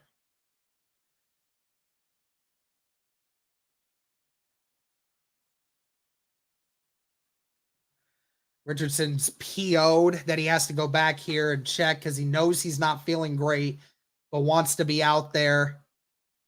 Hopefully, we will see Anthony Richardson back in this game, hopefully. But Joe Flacco out there for the time being. 2 receivers to the left, 2 to the right, 1 to the left, tight end on the left. Flacco back there. Flacco going to dump it to Downs, and it's caught. That's a touchdown. Colts 2 offensive possessions and 2 touchdowns. Colts go up by 2 scores.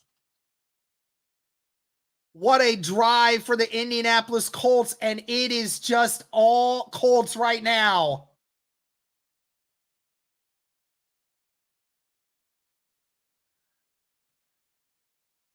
Josh Downs with the catch. He just goes in motion, gets the cornerback to overcommit, and Patrick Queen doesn't get over enough to protect the in route. And that is up and good. 14-0, 2:34 left in the first quarter.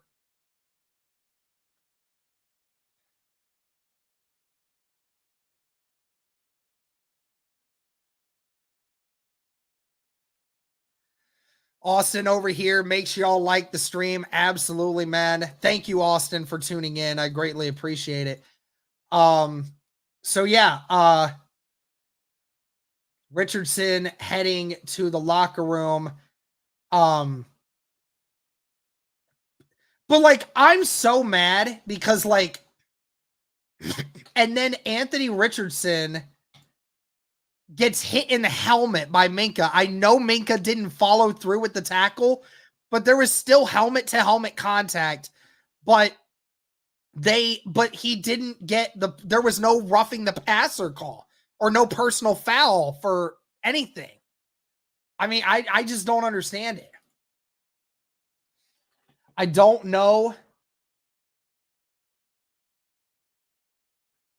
I don't know if we're going to see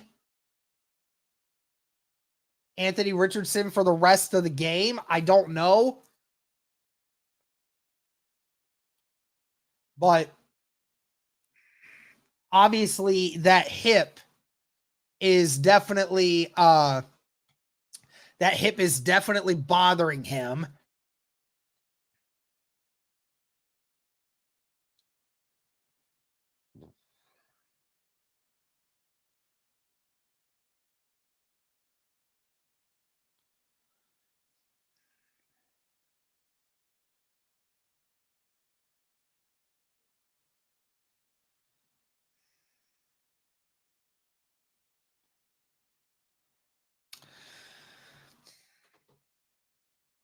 I don't think it's too severe, but the problem is like, if you have, some tenderness right there, that can affect your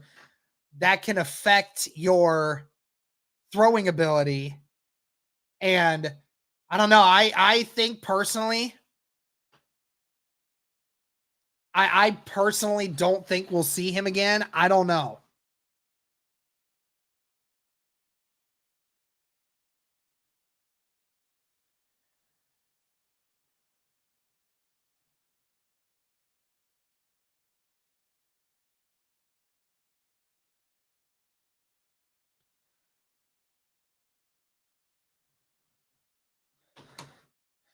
Yeah, I think, honestly, you might have to just play Joe Flacco in this game, to be honest. All right, that kick is away. And that is a touchback. 2:34 left in the first. Pittsburgh will now take over again. James Daniels, the left tackle, is questionable to return now. Or the right tackle, I'm sorry, is questionable to return now with an ankle. See how that works out for the Steelers in this game. Colts defense, can they get one more stop?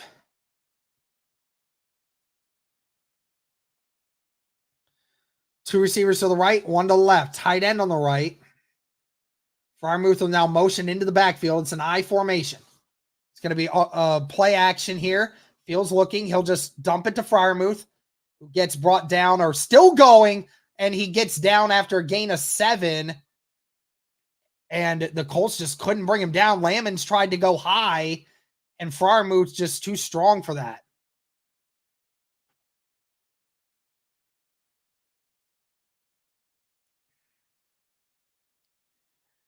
Second down and 3.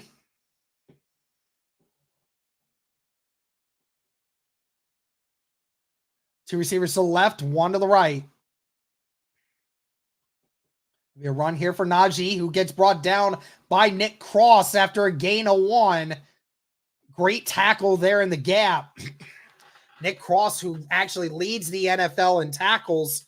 Okay, so Anthony Richardson is questionable to return with the hip. So, again, he hasn't been completely ruled out. We'll see what happens.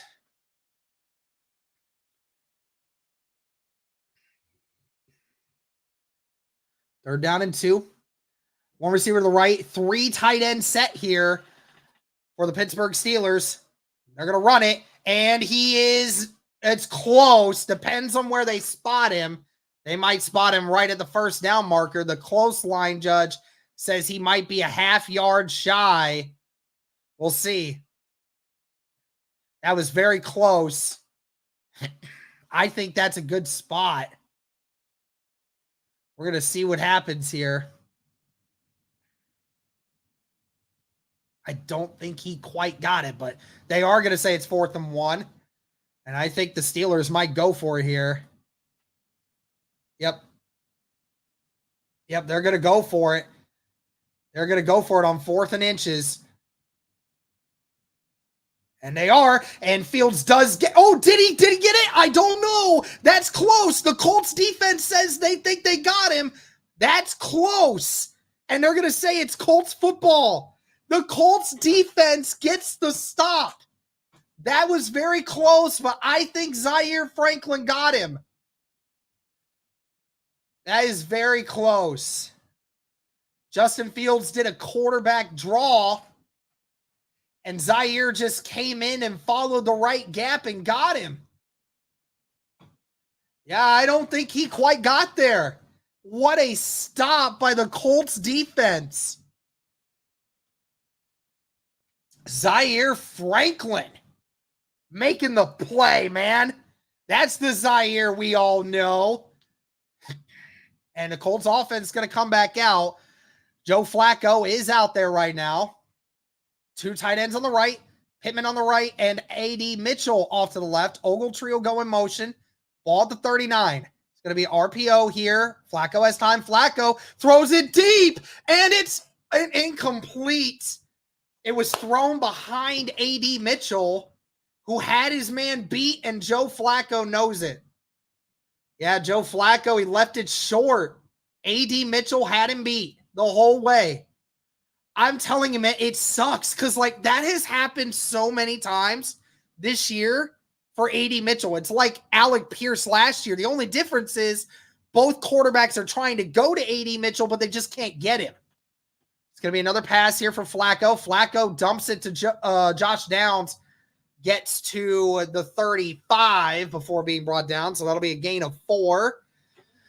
3rd down and 6 coming up. And that's going to take us to the end of the first quarter here. Colts football up 14-0. So far, it's been all Colts. Hey, man, what's up? I think everyone feels comfortable with Flacco in, but AR is going to be okay, I hope. Yeah, Monster Jam, I have a good feeling he'll be okay. I do have a good feeling he'll be okay. We might see him still this game. Who knows? Just all depends on how that hip feels. But yeah, I feel comfortable right now with Joe Flacco. I think he's going to have a good grasp of the offense. I think we're going to be okay there. But yeah, thank you for the $5 super chat. Greatly appreciated. But again, guys, I want to go ahead and back on the sideline he is. Okay, fantastic. But again, guys, want to also say while we have a chance, this stream is presented and powered by BetUS, guys. If you're looking for a new sports book this year, look no further than BetUS, guys. There's so many other things here. Some of these bets are locked right now, but you can go into it. You guys can do quarter bets. We can do half bets. All of these different things for games all across the league. And they have so much more. If you want to bet on baseball, you got golf, other things like that, even politics is down there. So there's a lot of opportunities here for BetUS, guys. And if you guys haven't already seen, here's the promo that they're doing, a 150% sign-up bonus on your first deposit, guys. And then if you guys do your next 2 deposits, you will have a 125% sign-up bonus up to $2,000, by the way. Just make sure you're using the code YouTube150 for that. Make sure to check out BetUS today, guys.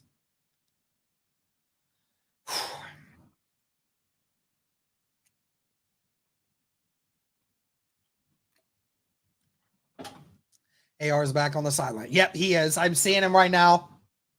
He's rolling that hip a little bit, trying to, get himself feeling a little bit. So that's good. That's good. Glad to hear that. Yep, he's got to learn to slide on that one, man. He just has to slide. That last one, he just needs to slide. The one where he got hit in the hip, he could have slid. All right, here we go. Colts. Oh, never mind. I'm sorry. That was I thought that was a part of the game. Never mind. Okay. So Joe Flacco will still stay in command of the offense on this drive. 3rd down and 6. Flacco dumps it. Downs caught it. Where did he get down, though? That's the big question. He's close to the first down marker, but Josh Downs thinks he has a first down, and it looks like they are going to give him the first down. Yep, 1st down and 10. They're going to hurry up here. They don't want the Pittsburgh Steelers to call timeout, and they are. They're going to challenge this. Gosh darn it. Steelers are going to challenge this on whether or not Josh Downs caught it. Liam Kelly with the $5 super chat, a member of the channel. Thank you, sir. After this year, AR needs to train with Josh Allen badly. Very similar quarterbacks, and needs to learn how to slide and take hits without getting hurt as much. Totally agree with you. Oh, okay, so he did catch it. Yeah, he caught it. That's a catch. That's a catch. I think that's a first down for Indy, man.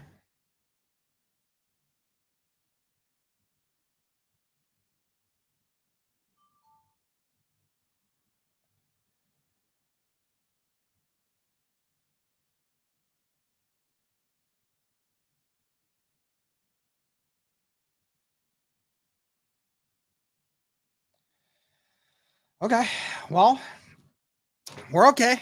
We're okay. Everything's fine, guys. It's all good. And I'm not saying that just because, I'm trying to keep myself at bay. No, I feel it. We're good. Okay? We're good. I promise you guys. We're good here.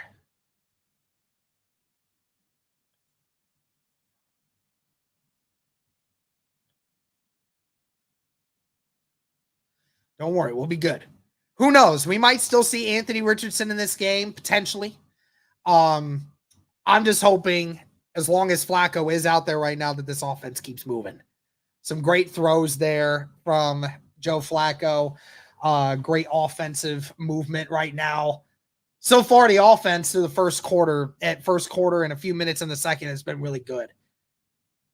Hope to keep this up.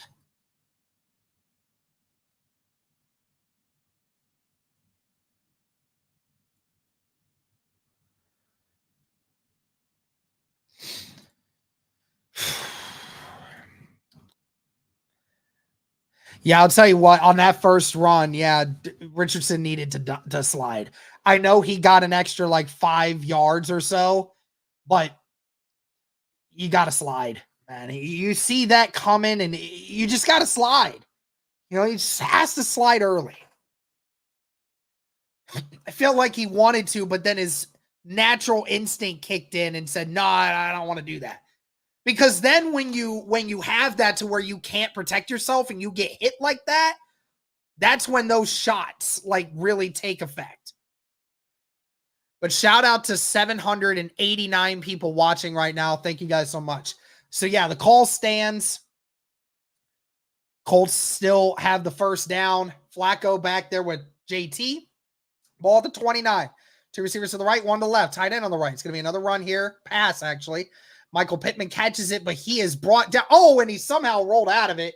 Gets a gain of 2. Second down and 8 coming up. Joe Flacco so far 5 of 6 since coming into the game. Only incompletion was a deep ball miss to A.D. Mitchell. All right.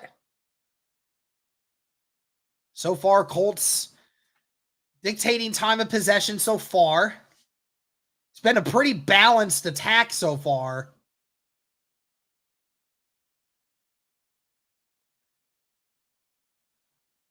It's going to be a reverse for A.D. Mitchell. A.D. Mitchell has some room, and he gets out at the 18, and that is a first down for Indianapolis. Well, if he can't throw the ball deep, get him on a jet sweep. A.D. Mitchell shot out of there like a bat out of hell, and he got the first down. Great play there. Reggie Wayne likes it. A lot of misdirection there, and Kylan Granson with a great job there just blocking things off and dueling with some great blocking. Ball at the 17. Two receivers to the right, one to the left. Tight end on the left as well. JT going to get the run. JT finding his blockers. Gets to the 14, so that's a gain of 3. Brought down by Patrick Queen. And number 99, Larry Ogunjobi.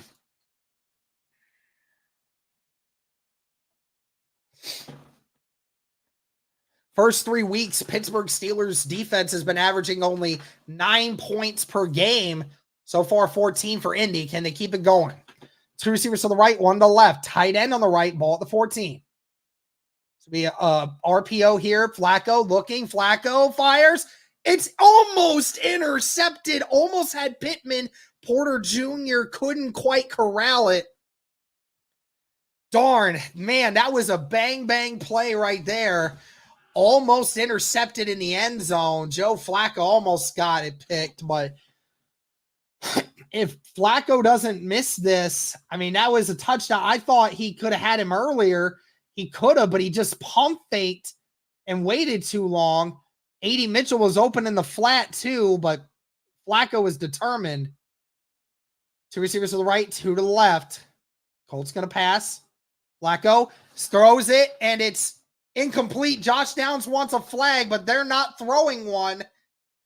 No pass interference called, and the Colts are going to have to kick the field goal. Josh Downs wanted a flag there for that, but nobody gave it to him. So we will wait to see if Matt Gay can make this kick. This will be a 32-yarder. Yeah, 32-yarder. Matt Gay, who's only had 2 field goals so far this year, has dealt with some injuries. 33-yarder, this one. And that kick is up, and it makes it through. So the Colts will now have a 17-0 lead over the Pittsburgh Steelers. All right.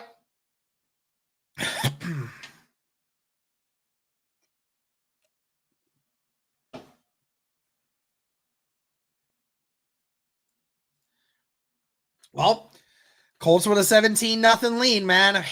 What more can you say? Got to get it. That is wild, though. Like, the Colts, the Steelers defense has given up 9 points on average throughout the first couple weeks of the season, and yet has given up 17 to start this game. Colts with 3 drives have had 3 scores. That's how you win football games, man. Here we go. Let's look at some scores around the league here, guys. The Bengals versus the Panthers, 7-7. Saints with a 14-7 lead over the Falcons. Jaguars with a 10-7 lead over the Texans. Vikings 21-0 over the Packers. 6-0 Rams over the Bears. Buccaneers 21-0 over the Eagles. Man, some high-scoring games and some lopsided games.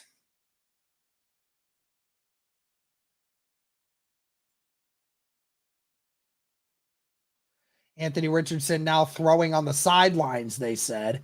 So that's good. It sounds like Anthony Richardson is trying to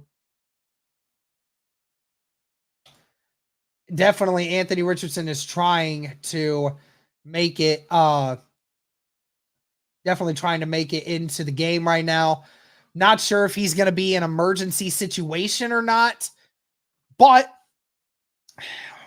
either way, Colts are winning the football game right now. That's all you can ask. Shout out to 804 people watching across YouTube and X right now, guys. Please do me a favor. Please like the stream. Please comment. Be sure to subscribe. If you subscribe, you can comment in the comment section. Please help the channel keep growing. I greatly appreciate all of your guys' support. Had about almost 20 new subscribers since starting the stream. Would greatly appreciate if you guys would help me out. Thank you. Dude, I don't know. I am so nervous right now because I know that this can't keep going. I feel like it can't. Anyways, 12:31 left in the second quarter. Colts leading 17-0 over the Steelers. And that one will not be returned. That will be kneeled in the end zone. So far, all Indianapolis defense has done a great job of limiting the big plays and getting pressure on Justin Fields and stopping the run. And so far, the Colts offense, has been able to make enough plays to keep moving down the field. I was questioning whether or not they'd be able to do that, but the Colts offense has done what has looked the best they have looked all season up to date. Here we go. 2 receivers to the left, 1 to the right. Tight end is on the right. Pistol formation now for Fields and Najee Harris. So we have pass here. Fields just going to chuck it to Pickens, who might have gotten 3. Great tackle there by Zaire Franklin in the open field. Fields was a little late getting that there. Pittsburgh has trailed the entire game so far, almost half of what they've done so far this year. It's just a different situation for them. 1 receiver to the right and left, 2 tight ends set on the left for the Steelers. Pistol formation again. 2nd and 7. Receiver roll motion. Najee breaks 1 tackle, breaks another, but gets down at the 36. Gain of maybe 3. But it is going to be 3rd and 4 coming up for the Pittsburgh Steelers. Another 3rd down.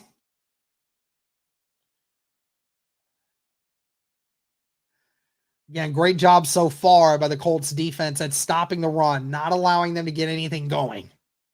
Now, can you get Justin Fields on this? 3 receivers to the right.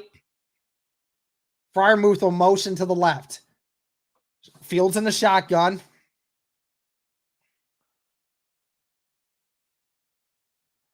And it's batted at the line of scrimmage by, I think that was Grover Stewart. And it's incomplete. 4th down and 4, and the Colts get another defensive stop. Grover Stewart, just that big freaking hand and arm up there, and gets it. Fields is trying to throw it to the receiver in the flat or on the quick curl, but Grover Stewart got really close to him. And that punt is away. And Downs catches it. Oh, and gets tackled right away down at the 27. Downs tried to catch it and then run with it, but wasn't able to get anything going there. But the Colts get another stop. The offense goes back out.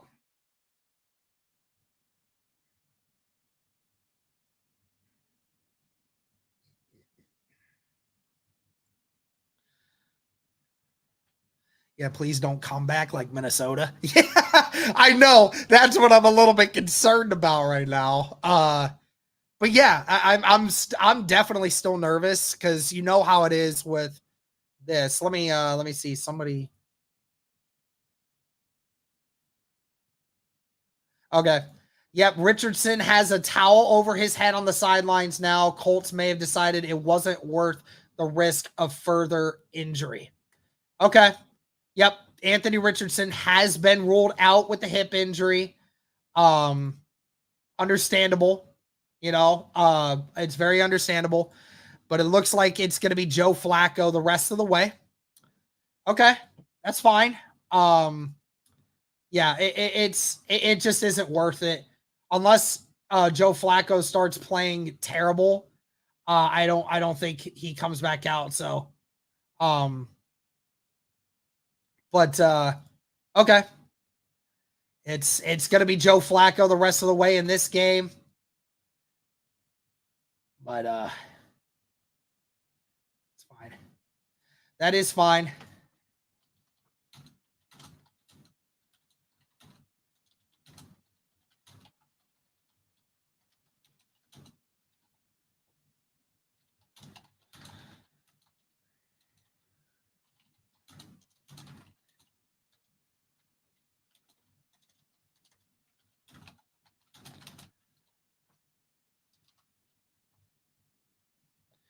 That's fine. We have still been able to move it without. It is what it is. Yep. Rest up, AR. Yep. Absolutely. RCA Dome, bro, you could never do what they do. Never. You're one of those guys that dreamed they could at some point, but then realized by the time you hit 20 that you couldn't handle anything more than just getting out of bed in the morning. Otherwise, you pull your hip. It's fine. It's fine with me. Anthony Richardson being out for this one, it's just not worth risking the injury.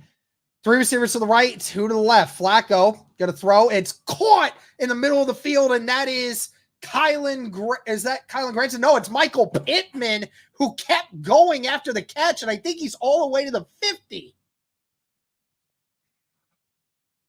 Michael Pittman with 3 big catches in this game, and great job there by Flacco to get it to him. And yeah, Pittman going all the way to the 49. I mean, what a throw and what a catch by Michael Pittman.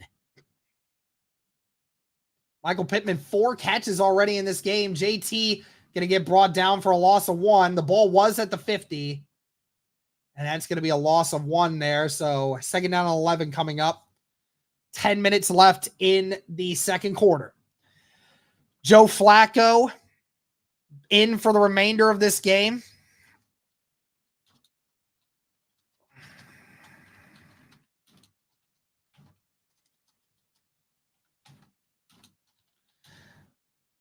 It's going to be another RPO. Flacco under pressure. Flacco just going to dump it to JT. JT tries to make one guy miss and gets ganged up on by Patrick Queen and somebody else, but gets close to a first down.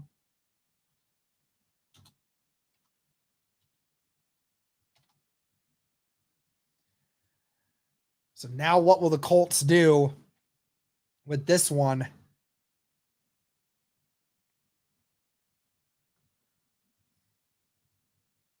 Third down and 1, 9:15 left in the second quarter. Colts close to within field goal range. This might be 4-down territory if you're Indy. And he's going to give it to JT, and he's brought down 3 yards in the backfield. I don't know why you didn't pull that and throw it to Josh Downs. I mean, Downs was wide open in the flat. That would have been a better play than to give that to JT. Now the Colts have to punt it. A complete waste of a third down that was.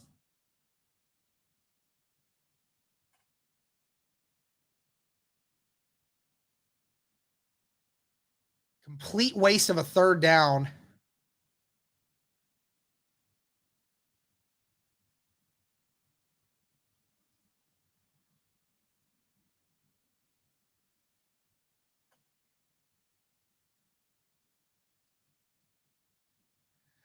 And the Steelers almost got to that one. Blankenship's kick, fair caught at the 7 by Austin.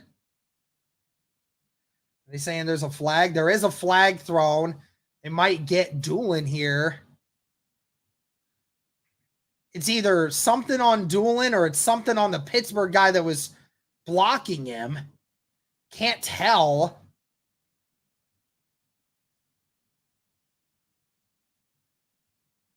During the kick, holding receiving team. Yes.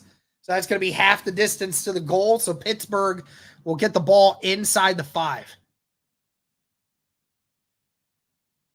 Yeah, JT couldn't get anything because the play got blown up. I mean, what you want him to do? He can't run anywhere if there's no blocking. I mean, what are we talking about here? Yeah, King vibes for real, though.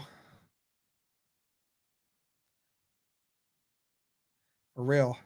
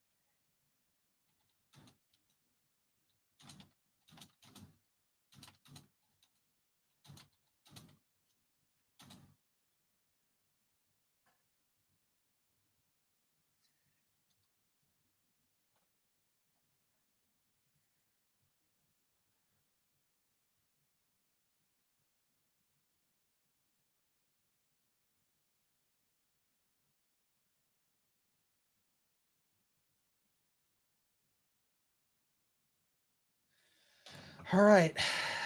Scores around the league here, guys. Let's see. Bengals 14-0 or 14-7 over the Panthers. Falcons 17-14 lead over the Saints. Texans 14-10 lead over the Jaguars. Jets with a 3-0 lead over the Broncos. Vikings still 21-0 over the Packers. Rams still 6-0 over the Bears. Buccaneers now 24-0 over the Eagles. I mean, holy cow. The Buccaneers are destroying them.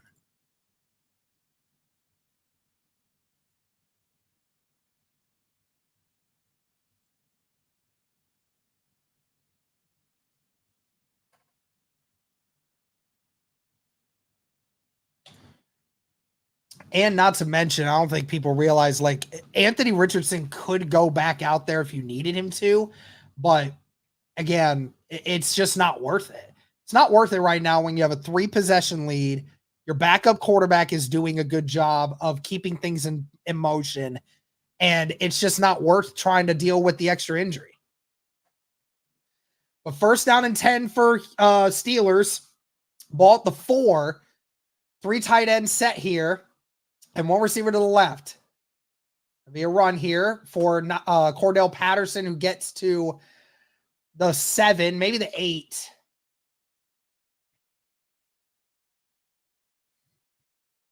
Well, Chicago just scored, so they took the lead on the Rams.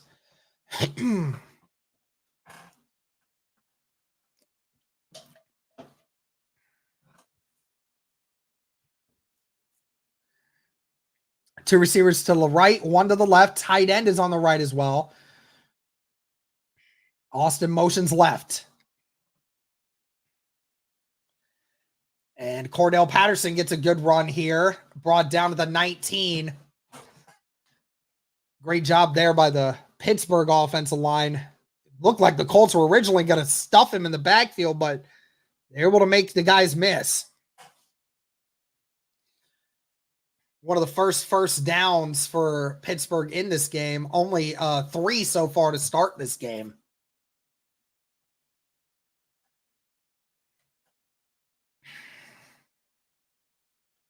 Ball at the 19. 3 tight ends set again at the line of scrimmage. And Justin Fields motioning, getting out, and he's just going to toss it to Cordell Patterson, who gets a 1st down, brought down after a gain of 14, so he's at the 34. Grover Stewart almost blew up that entire play, almost got to Fields while being double-teamed, but Justin Fields was able to get away from it at the last second.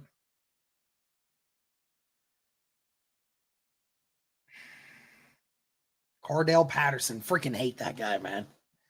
All right, ball to 34. Couple of first downs here for Pittsburgh. 2 receivers to the left, 2 tight ends on the right. It's going to be another run here for Cordell, and he's got another good run. And he's brought down after a gain of 11, ball at the 45. All of a sudden, Pittsburgh starting to run the ball relatively well on this Colts team. They're bringing in these heavy formations, and the Colts just aren't getting it done right now.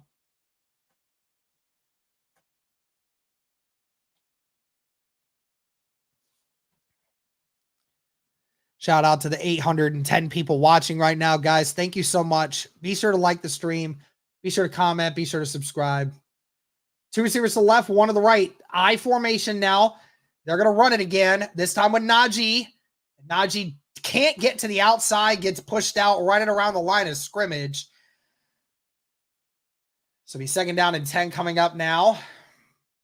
Great job there by Laiatu Latu, who had a strip sack to call game last week for the Colts, and Jalen Jones, who's the one to actually push Najee out of bounds.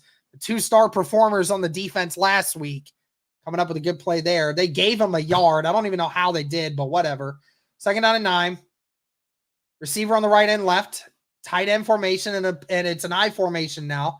It's going to be play action. Justin Fields going to dump it to his tight end.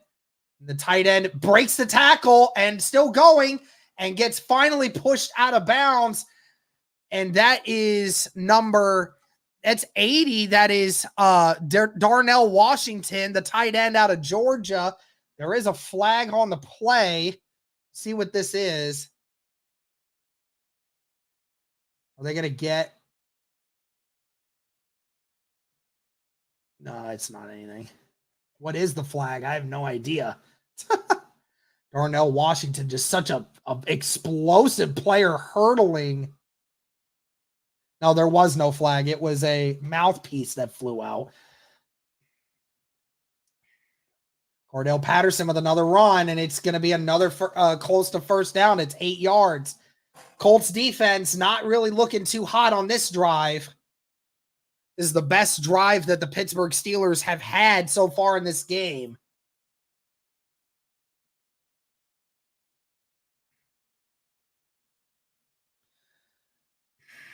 Eight-yard run. It's all of a sudden, once you get Cordell Patterson in there, just seems to all be doing better for them. 3 tight ends set once again for the Pittsburgh Steelers. Another run for Cordell Patterson, who again is going to get a big 1st down, brought down to the 15. There is a flag on the play. Will this be coming back?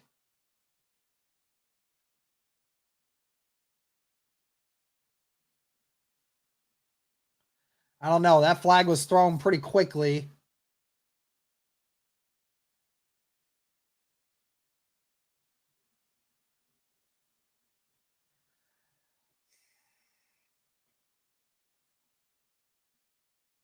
There is no flag. Of course there's not. Of course there's not.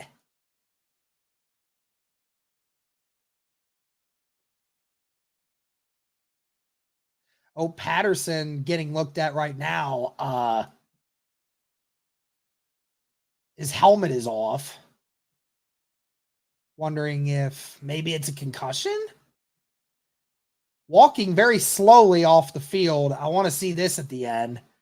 Patterson avoiding Flowers, and Zaire Franklin did get him with the helmet on that run. Gotta wonder if he took that hit to the head and got hit with a concussion. Either way, certainly banged up and not moving very fast. Could be a huge blow for the Steelers because, again, that's the guy that's been their most explosive player so far. And they're already thin at the running back position with Jaylen Warren being out. So it'll be 1st down and 10 and ball at the 15. Pittsburgh now in Indianapolis territory once again, and first time in the red zone. 1 receiver to the right and left, 2 tight ends on the right. Pistol formation. Receiver motion left. Gonna be a shotgun now with Najee Harris. Fields just going to dump it to Pickens. Pickens somehow avoids the first tackle, and it stays in bounds, and the Colts get it at the 4. The Colts get it at the 4. George Pickens fumbled the football, and the Colts get the stop. The Colts have it. Julian Blackmon on the catch. George Pickens tried to pull the arm in to get the first down and just lost control of it. The Colts get a Christmas gift early. Jones was lined up way off, and Jones went high. Pickens tried to reach out for a first down and lost it in the process. And then Julian Blackmon just falls on it. Nick Cross with the hit on Pickens. And what a play. And the Colts get one. Some of the stuff you see, man.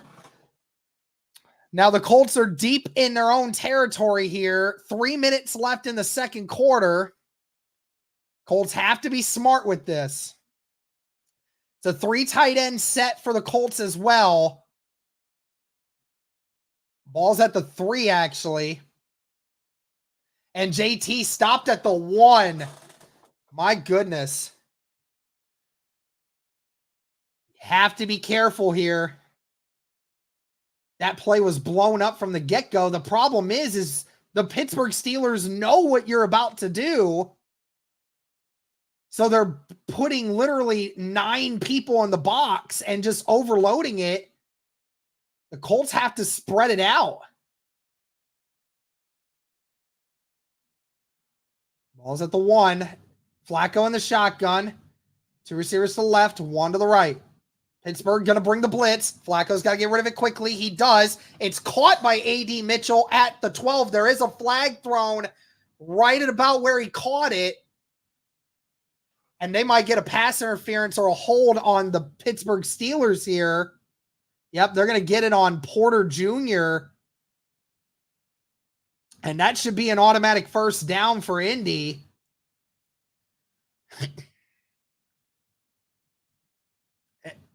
Or they may just not call it at all.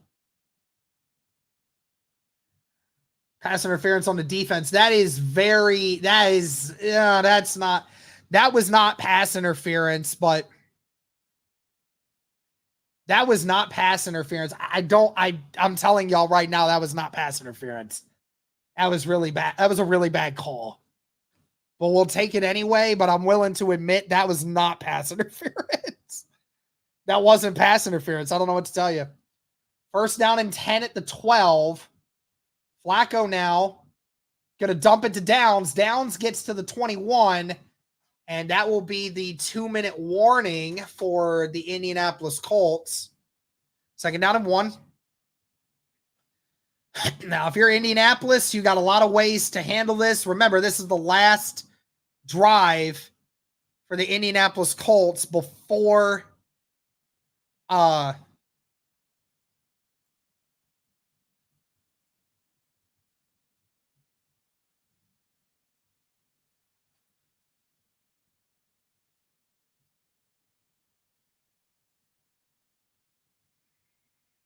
this will be the last offensive drive for the Colts this half to start. So if you're the Colts, you probably want to think about trying to get one more score before the second half starts, because Pittsburgh's going to get it to start out.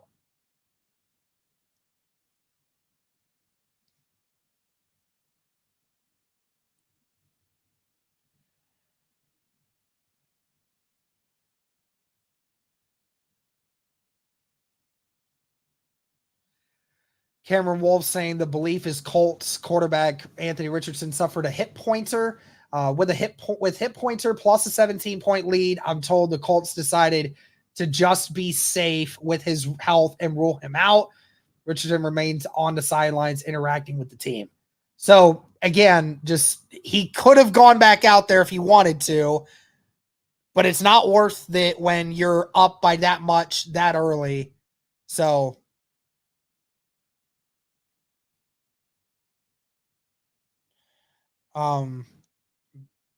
Does AD Mitchell? I guess not.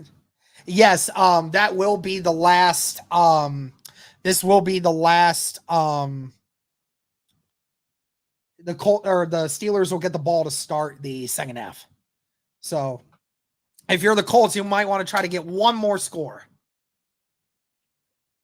especially since you're at the 23. You have all 3 timeouts. You can get this down there the way that you've been moving. So just keep doing it.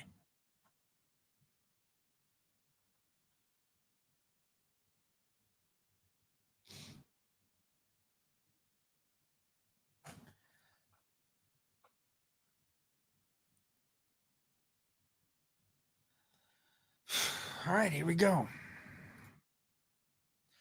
2nd down and 1. Ball is at the 21. So the Colts got about 50 yards to go before you got about 40 yards to go before you're within range. You got 2 minutes and all 3 timeouts. 2 receivers to the right, 1 to the left. Tight end on the right. Flacco going to hold it, and it's caught by Michael Pittman once again. He's down to the 38. Great pickup there. The Colts trying to hurry up. Colts have plenty of time, but they are hurrying up. 3 receivers to the right, or 2 to the right, 3 to the left. Flacco in the backfield all by himself. And there's a flag. That's a false start on the Colts. Everyone but Bortolini moved. Bortolini was not in cohesion there with the offense.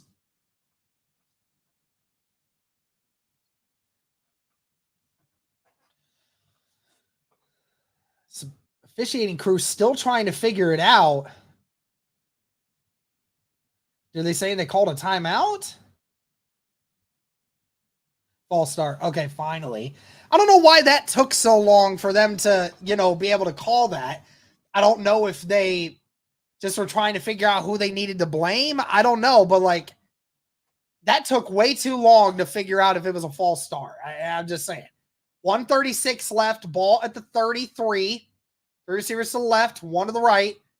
JT in the shotgun with Flacco. Flacco back, just dumps it, and there's no one there. He just dumped it away from this, and the Pittsburgh Steelers seemed to think that it was a fumble, but it was clearly an incompletion. Flacco not even bothered by it. Darn, if that stops this drive, because that Michael Pittman catch had you rolling.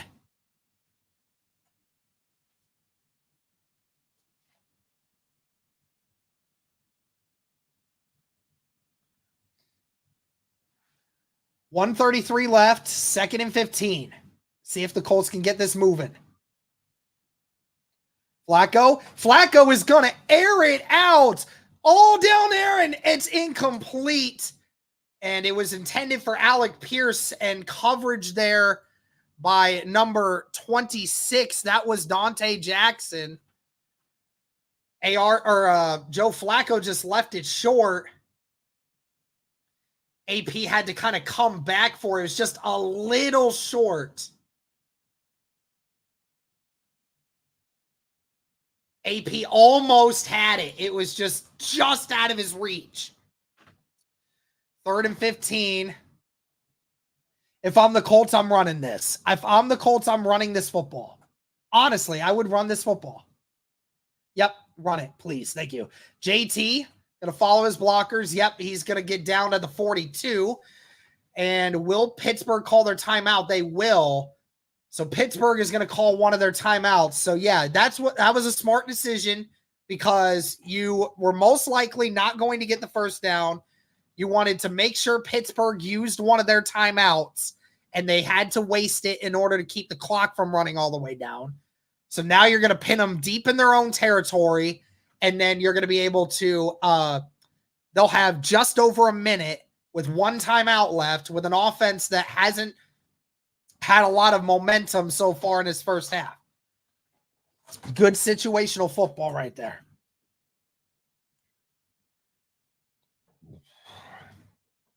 $121 left. in the second quarter. So the Colts will punt this one away. Gives Pittsburgh just a little over a minute. Thank you to the 885 people watching across all platforms. Thank you, guys. Be sure to like the stream, please. It helps it get out to more people. Be sure to comment and be sure to subscribe. All that great stuff. Thank you, guys, so much. All the new subscribers, thank you so much. Pittsburgh looks like they want to try to go for this. Sanchez does get it away. No issues there. Oh, is that punt too deep? It's not. It's going to go out of bounds. 1:14 left. Where will they spot it? Most likely going to be at the 20, around the 20. Yep, 21-yard line. Yep, 21-yard line. So Pittsburgh, 21-yard line. They'll have a minute 14 left on this drive. One timeout left.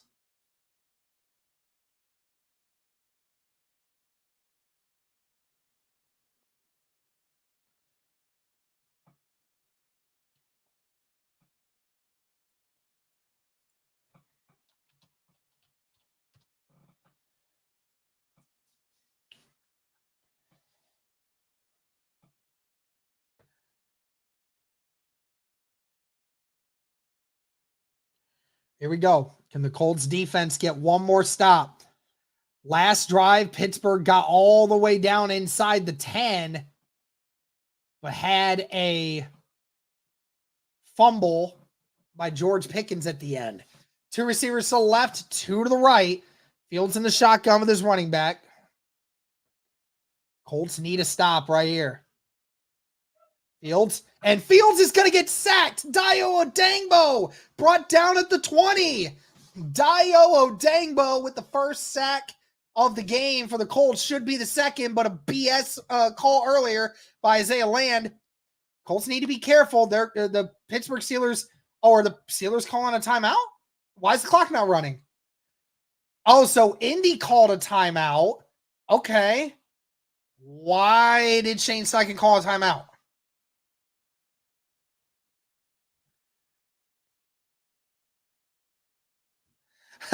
Love it.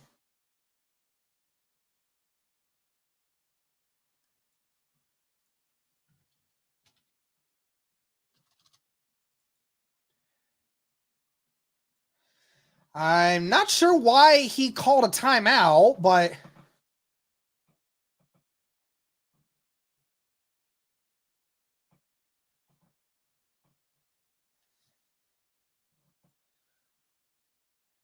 either way, sack there by Dio. It's a loss of 3.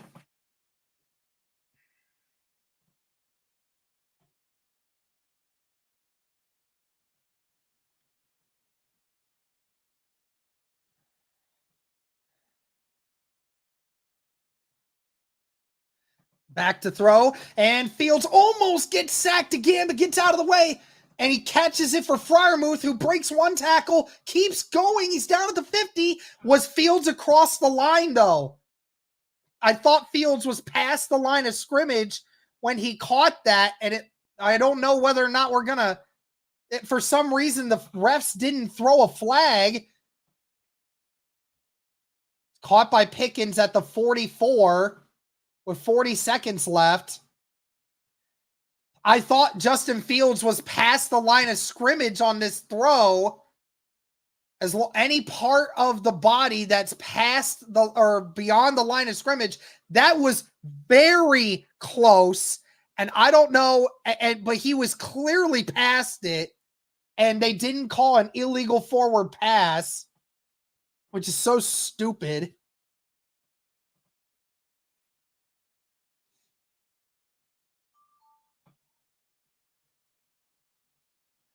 Oh, so they're saying that was an incomplete pass there for the Pittsburgh Steelers on that last throw. Pickens never quite got both feet in. So ball's at the 50, 40 seconds left. And something's going on here. And that play is now going to be under review.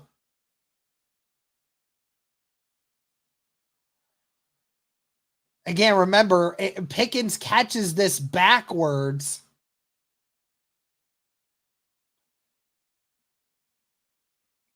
Again, how in the world the official allowed him to throw the football when he was past the line of scrimmage?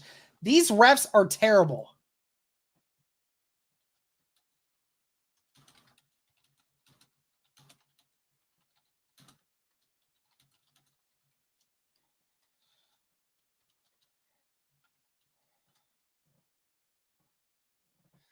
Like, I don't understand. That sideline official is looking at it. Okay, so Pickens did drag both feet, but he was going backwards.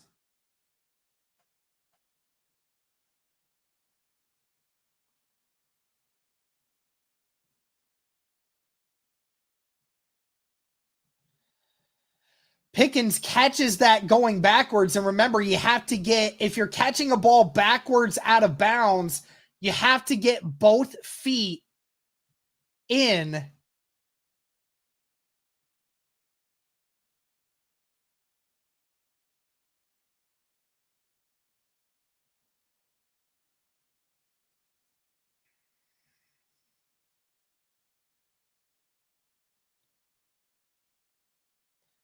And they're saying it is a completed catch. Of course they're saying that. These officials are so stupid. Why can't we get, how is the NFL a hundreds of millions of dollars in profit, yet somehow can't afford refs that don't know the freaking rules, dude? They're going to run it here with the running back to the 39. That was number 30. Yeah, that was, I couldn't, no, that's Champlin. That's actually 33. Pittsburgh's got to hurry up. They got 23 seconds. Fields under pressure. Oh my gosh, my feed just lagged. No. Why is this happening? And second down incoming. Pittsburgh's going to call a timeout. Did they get a sack again?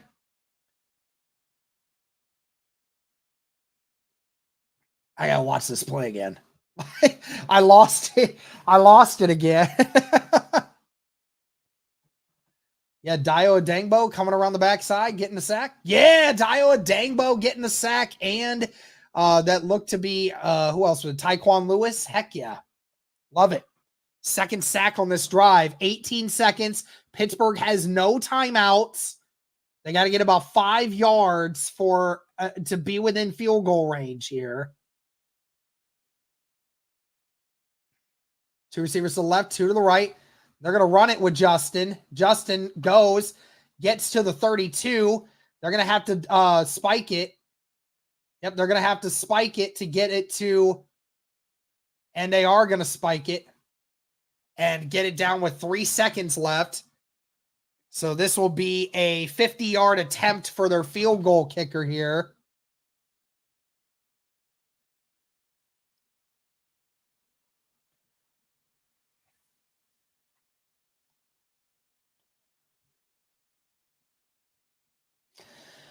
Long attempt here.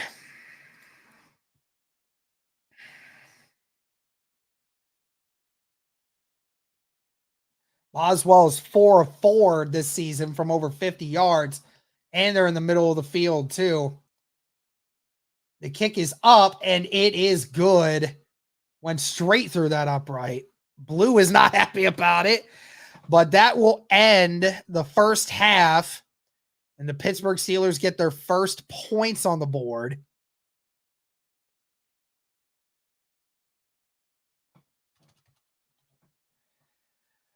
All right, but that will do it for the first half. Pittsburgh will get the ball to start the second half. And guys, I will be back in a minute here. Don't go anywhere. Just give me 1 minute to return. But don't go anywhere, guys. You're watching the Bring the Juice Colts podcast. Don't go anywhere.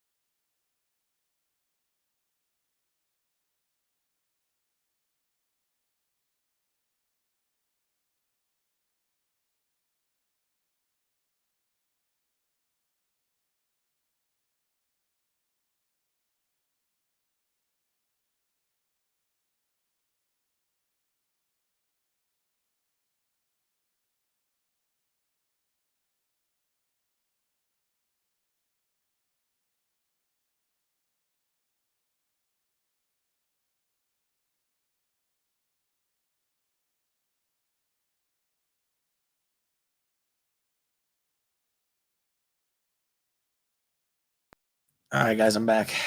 Don't go anywhere, please. Okay. 1 second here, guys. All right. So, guys, again, before we go into halftime looks, just want to say this stream is powered once again by BetUS, guys. If you want to have a new sports book this year, look no further than BetUS. Guys, they have so many great things here. They have NFL props.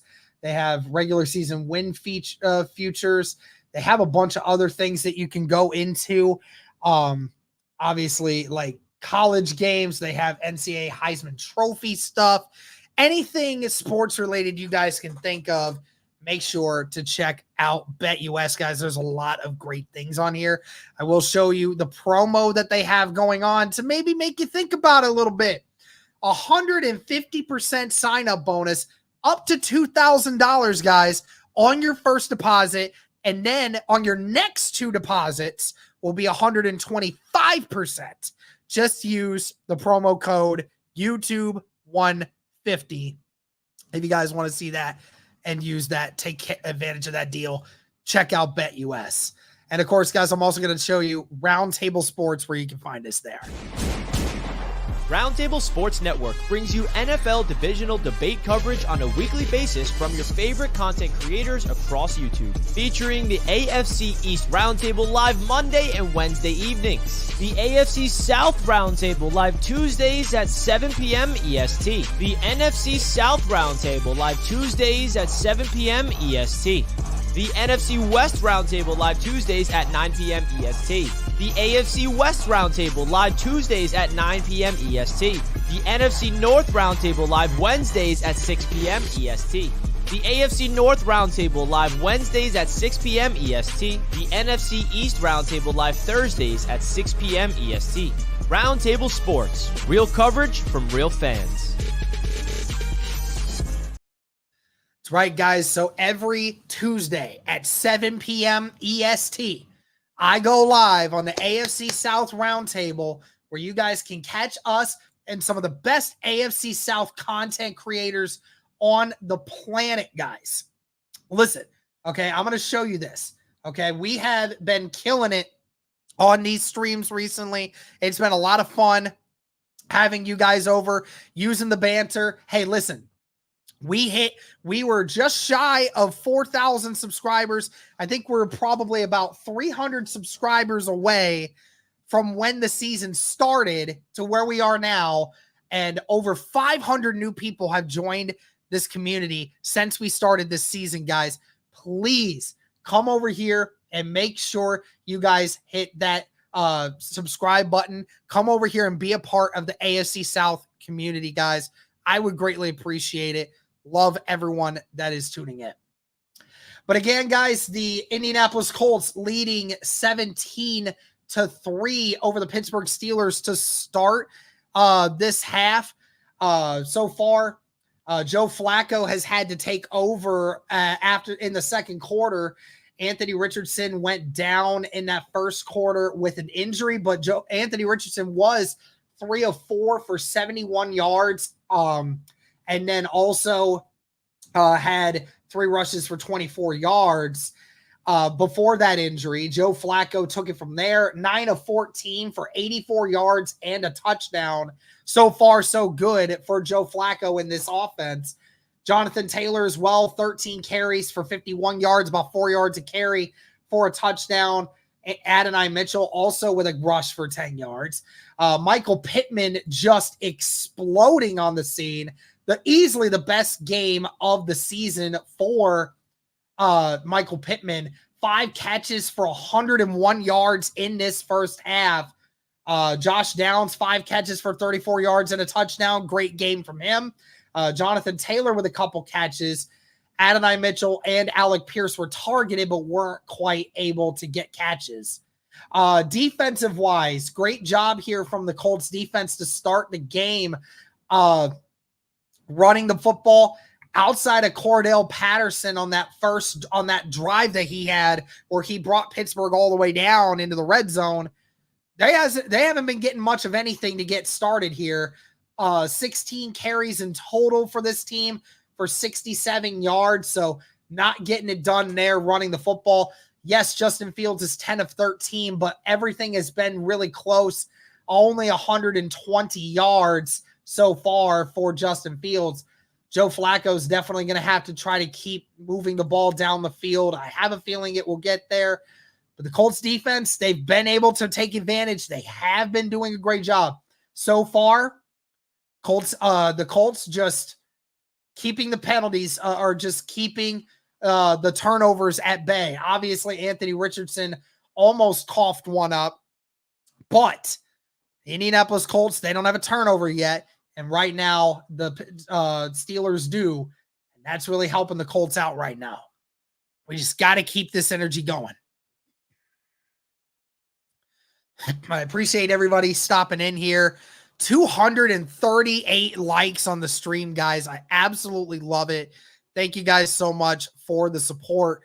And again, guys, we've gotten at least over 25 new subs since this stream started. So please just make sure we're getting in here, guys. I appreciate it.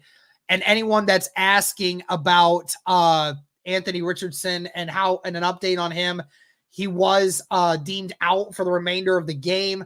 The Colts could have put him back in if they wanted to, but they just didn't want to put him back in on the idea that they could still move the offense without him. So they just wanted to go ahead and mark him as out, keep him from potentially getting hurt even more.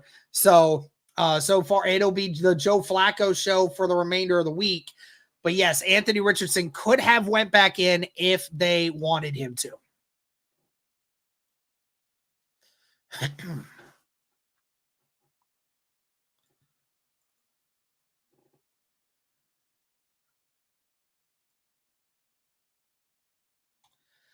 All right, let's look at some scores around the league here, shall we?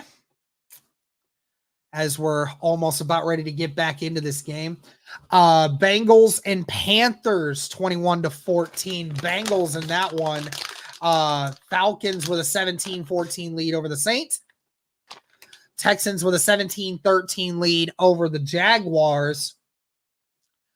Jets 6-0 over the Broncos. Vikings with a 28-7 lead over the Packers. Bears with a 10-6 lead over the Rams, and the Buccaneers with a 24-7 lead over the Eagles. Smokey Dabs, I don't think we would be number one in the division because Houston has the head-to-head on us. So even if they lose, it doesn't matter. We have to they would have the head on it.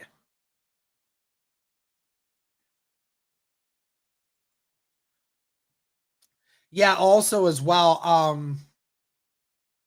Cordell Patterson went out with what I presumed was a concussion protocol look.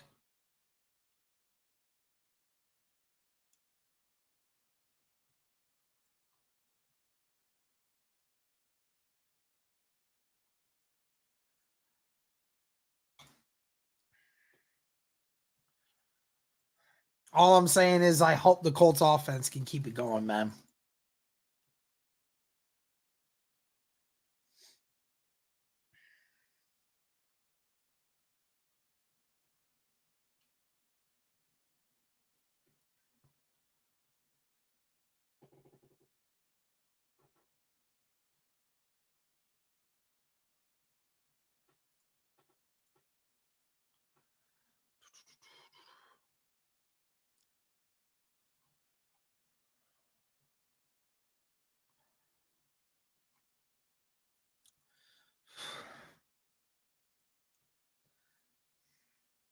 I refuse to talk to anyone about the Anthony Richardson injury. Again, he would be playing if it wasn't for the fact we were up 17-0 on a team that doesn't score a lot of points. That's the whole point. Anthony Richardson is still in his uniform, walking around on the sideline right now. Like, it's not a big deal. You feel confident in you feel confident in Joe Flacco, and the offense has been moving. Anyways, Matt Gay back to kick here. Steelers will get the ball to start this second half. And that ball is caught in the back of the end zone, and that will be kneeled for a touchback. Let's see how this Colts defense does.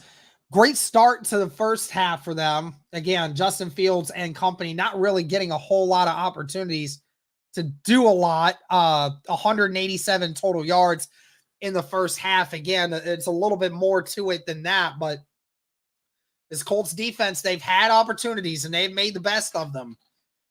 Can they keep Justin Fields contained, and can they keep getting pressure? Here we go. Pittsburgh up first.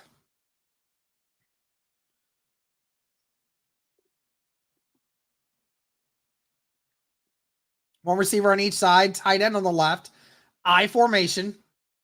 And they're going to get a flag thrown on the Colts. Yep, that's going to be an offside penalty. So that'll be 1st and 5. Couldn't tell who it was that actually jumped. And they're going to get an offside on the Colts here, so it'll be 1st and 5 coming up. Somebody got a little too antsy. Adam Gotsis. A backup defensive lineman once again. This Colts defensive line's just been absolutely destroyed with injuries to start the year.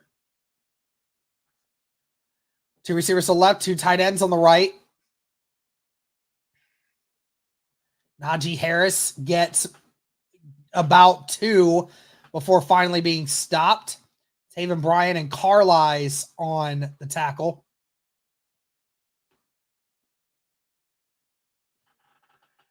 And Najee Harris, I mean, he is a load. I mean, if he gets going downhill, it is very hard to hit him and hold him. One receiver to the right, 3 tight ends set. Freiermuth is going to motion left. Be a play action. Justin Fields. And he's going to get sacked again. Drop for a loss of 2. That's Blackman on the delayed blitz. The 3rd sack of the game for the Indianapolis Colts. Actually, the 4th, if I want to be technical, because I don't care for the BS penalty. That was the 4th sack. Great job here on the outside. Blackman just comes in late. They're playing straight man-to-man. And Justin just didn't have anyone to go to right away. Still will be 3rd and short. 2 receivers to the right, 1 to the left. Tight end on the right. Shotgun here for Justin. Justin has time, and he's going to find Pickens, and is brought down after a gain of 6 as a 1st down. That one-on-one matchup out there with Pickens, you got to imagine that they're going to keep going back to that. Pickens one-on-one, I mean, he is as physical as they come. I mean, quite a bit of a push-off. I mean, that arm just full-on smacks Jalen Jones, but great recovery, but hopefully we see better here. 1 receiver to the right and left, 2 tight ends on the right. Pistol formation here for Justin. And that is a delay a game. Yep, delay a game on the offense. Couldn't quite get it going there. 1st down and 15 now coming up.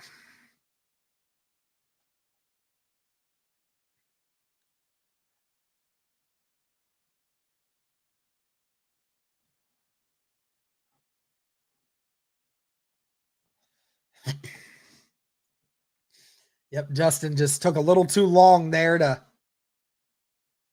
get that off. So 1st and 15. 12 minutes left in the 3rd quarter. Two receivers to the left, one to the right, tight end on the left. Now Austin will motion right. Pistol formation again. Now the other receiver will motion right. It's going to be a run here for Najee Harris, and he's brought down for a loss of 1, I think. EJ Speed coming off the edge, and they're going to say he just gets back to the line of scrimmage. But great recognizability there by EJ Speed coming off the edge, recognizing the run. Because if EJ Speed doesn't quite get there here, I have a feeling that Najee could have potentially gotten to that outside edge. Second down and 15. One receiver to the left, two to the right. Tight end is on the right as well. Fields has time. He's just going to dump it to his tight end. That's Washington, who's still bumbling forward. Gets down to the 49. That'll be a third and mid coming up.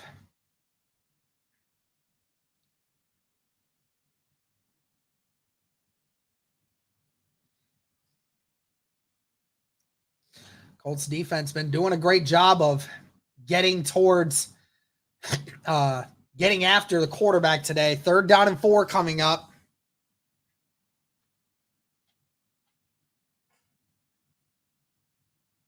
Three receivers to the left, one to the right. Najee in the shotgun with Justin. Fields throws it, and it's incomplete, batted in the air. Coverage was Womack actually on the coverage. And it's fourth down and 4. What will the Pittsburgh Steelers do here? I'm assuming they're going to punt this. Great defense there by Womack. Way to get around that and make the play, and Pittsburgh will punt. So the defense does its job there.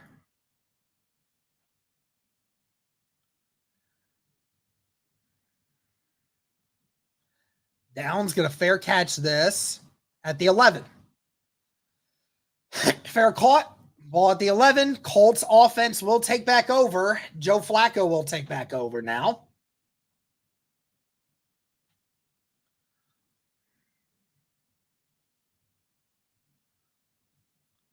Defense does its job to start out.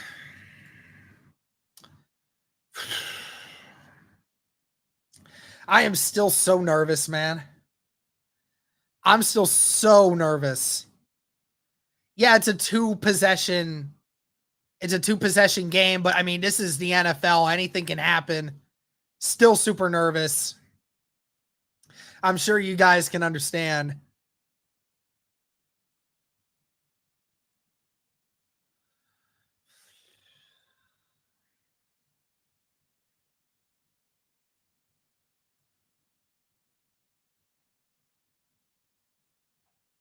Tyquan Lewis is now dealing with a calf injury, and he's questionable to return. I haven't seen him on the sideline yet, says Joel Erickson. So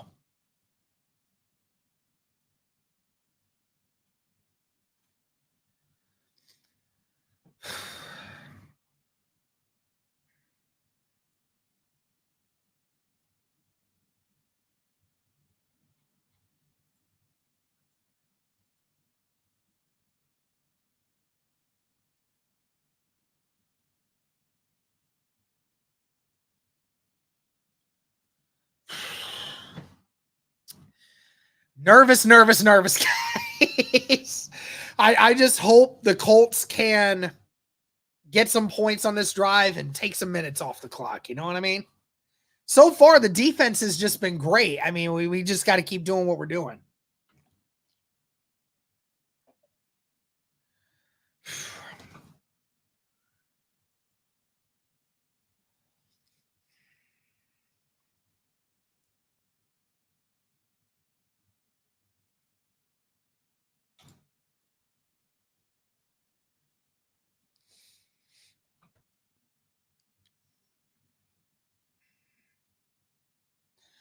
Here we go.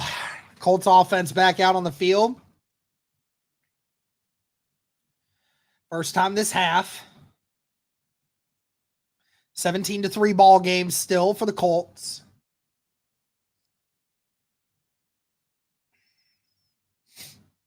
Got to see how much Michael Pittman keeps getting involved in this offense here. Ball at the 12. 2 receivers to the right, 3 to the right. Downs going in motion.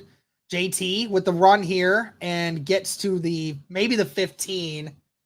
Gain of 3. Never quite got the ability to move up as much as he would have liked. Got to make sure that run game keeps going too, you know?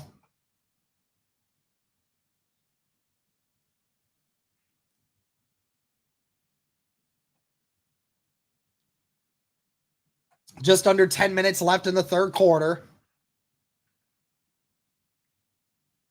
2 receivers to the left, 1 to the right. Downs will go in motion. It's going to be another handoff for JT, and JT gumbles to the 17. Yeah, 17. That'll be another 2 yards. So we 3rd down and 5 coming up for Indy.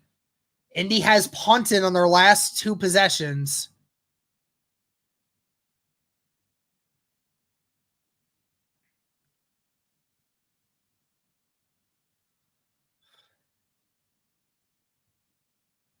Third down and 5. Colts 3 of 4 from within this range on 3rd down today.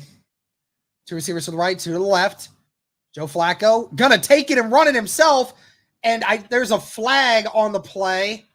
They're gonna spot him right around the 1st down marker, maybe a little short. He is a little short. What's the flag? Is it gonna be a hold?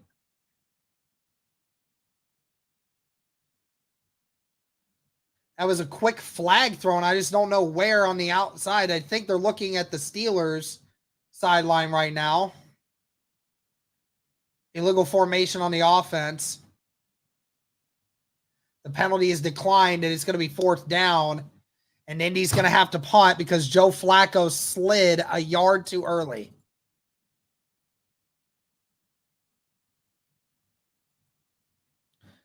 I mean, I respect it, but, like, you got to dive for that, you know? Like, I know. It's you don't want to take the hit, but, like, you know, that just sucks, man. That was so close. Anyways, now the Colts have to punt because Flacco didn't quite get enough for the first. Sanchez's punt is away, and it's caught at the 36, and Austin's got a lot of room. Austin with a huge return. Austin still going down at the 33 of Indy, and Pittsburgh has the ball in Indy territory. Ugh. That is not good, and now the Pittsburgh Steelers are in a good position right now. Initial tackle was missed there. Just bad special teams play there by the Colts. Tackle was finally made. I couldn't tell by who. But Alubi and Goodson missed their tackles. Rigoberto Sanchez and looked to be Kylan Granson who finally made the tackle. Pittsburgh with great field position on Colts side of the ball. 2 receivers to the right, 2 tight ends on the left, up on the line of scrimmage. And Fields going to do a play action. Fields gets hit as he throws, and it's incomplete. Carlisle knocks the ball out of the hands of Najee Harris. Great defensive play there by this Colts defense. Latu on the edge kept Justin Fields from being able to run. And a great play there, and Fields just had to get rid of it. And a great play by Carlisle to clean it up. 2nd down and 10 now. 8:42 left in the third quarter. So be another run here, and Najee Harris loses a yard. Latu, Zaire Franklin, and Chris Lamons on the tackle. Latu making 2 plays in a row.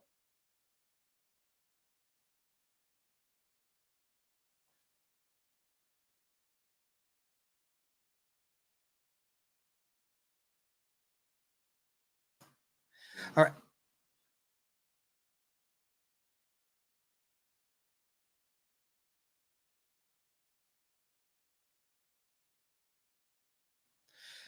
All right, 3rd down and 10. 2 receivers to the right, 1 to the left. Tight end on the left.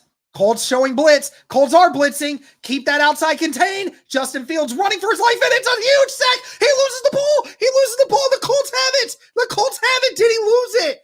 Either way, it's a huge stop. The Colts with the delayed blitz. Dio Dangbo flopped. Dio Dangbo just flopped. Let's go. That might have been a fumble. I'm not sure. Justin Fields is sacked either way, but Chris Lamons and EJ Speed got it. I don't know if it was a fumble. It might have been. Justin didn't corral it. Let's see. So he loses the ball, and then his knees are not down. That is a fumble, and the Colts have it in Pittsburgh territory. That is a fumble. Chris Lamons picks it up. What a blitz and what a play by Chris Lamons. Thank you, Gus Bradley, for actually bringing some blitzes. I think this is going to get looked at to make sure. But either way, a ginormous stop here. Now, let's see. Oh, no. Nope. It is a sack. It is not a fumble. It is not going to be a fumble. Justin Fields' elbow was down. Justin Fields' elbow was down. And they're going to call that a sack. I know they are. It's going to be a sack. And he still had the ball in his possession and his elbow was down. But either way, that's like a 20-yard sack. The Colts are going to get the ball. I don't think that's a fumble because that ball was in his chest and the elbow was down when Lamons touched it. Never mind, they're going to say it's a fumble and it's Colts ball. Wow. I can't believe that. I thought it was going to be just a sack. But Justin Fields coughs it up. And like that, the Colts have the ball in Pittsburgh territory. Unbelievable. Wow. The Colts got another favor. It looked like the Pittsburgh Steelers were going to get an easy score. And just like that, the defense comes in clutch.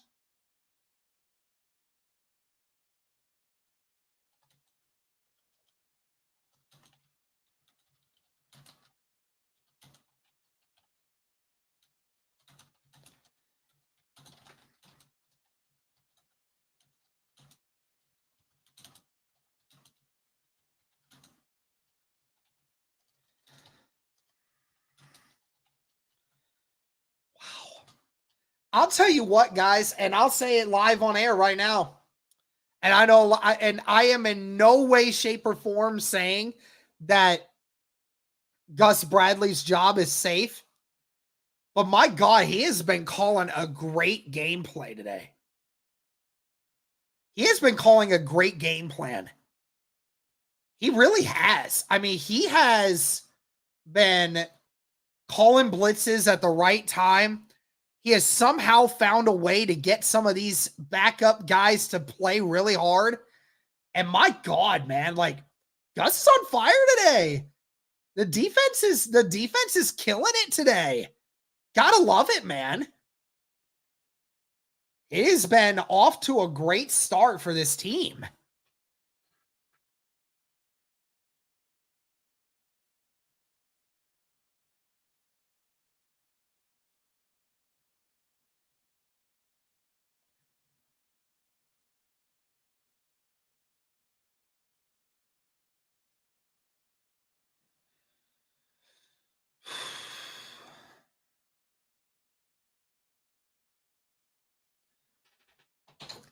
Now, if you're the Colts, you got to get the run game going. Get JT going and get this offense moving. We need a score off this. You are in Pittsburgh territory to start this drive. You have got to get this going here. Have to. Colts ball. 17-3. 7:48 left in the third quarter. Ball at the 42. RPO, Flacco is going to get sacked. The Pittsburgh Steelers brought the delayed blitz and just they never accounted for it. Bishop came off the edge. Fucking hell. Why can't we just why can't the Colts just run the ball on first down? Why does it have to be an RPO? Like, they're blitzing the heck out of you. 3 receivers to the left. Another pass here. Flacco is going to hit his receiver. That's Pierce with his first catch of the game. Brought down at the 39. That'll be a gain of about 10. Yep, Anthony, appreciate you being a member for 18 months, man. Yep, can never put the games to rest. Totally agree. 3rd down and 7. Come on, get this first down. 2 receivers to the right, 1 to the left, tight end on the left. Colts are going to run it with JT, and JT couldn't quite get it. He's down at the 36. I don't know what we're going to do here. I got to assume this is either 4 down territory or they're going to kick it. I think they're going to kick a field goal here, and they are. Flacco comes off. They're going to kick a field goal with Matt Gay. This would definitely be his longest of the year if he connects. It's a 54-yarder. Please, Lord Evan, please. Please. And that kick is wide left. Why did we pay this guy? Why did we pay this guy?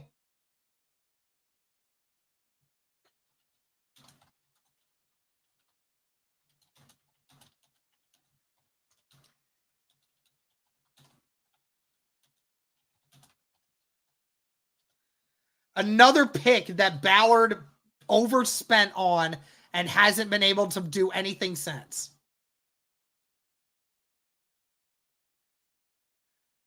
My God, Matt Gay sucks.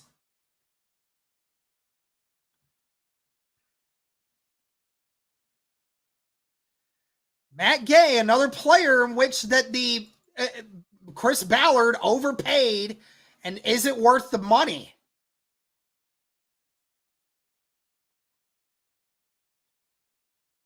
And just like that, what the Colts defense does their freaking job, and the Colts offense can't do jack shit.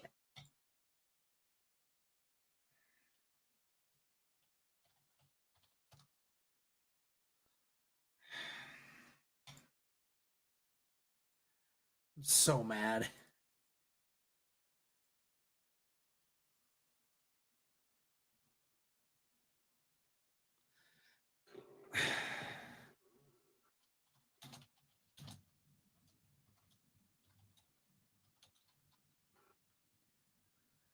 Cut Matt Gay right now.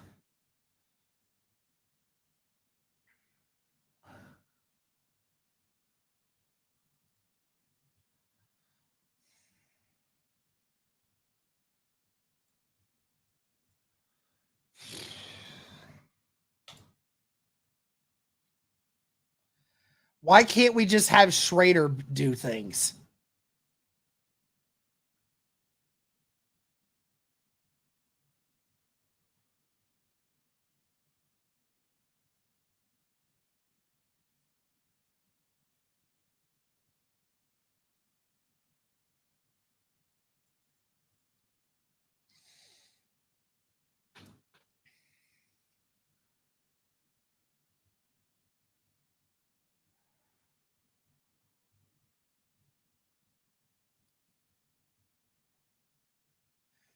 And the offense sucks too, because Joe Flacco's getting sacked, and then you run the ball on 3rd and 7.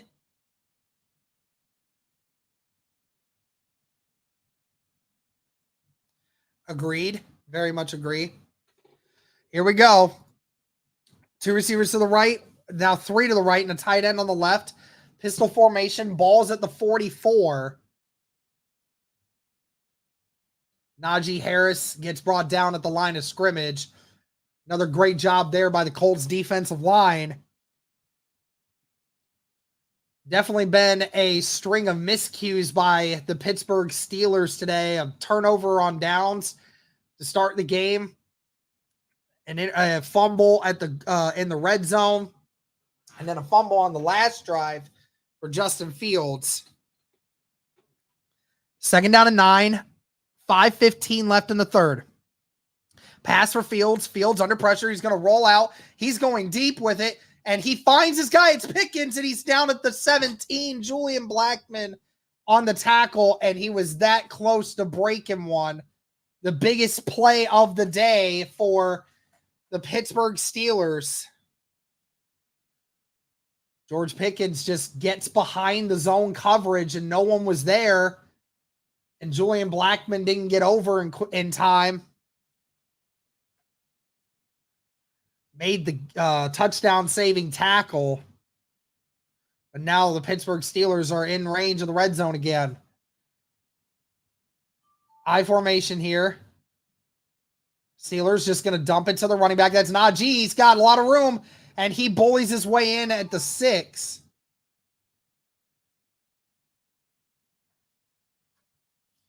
First down and goal for Pittsburgh.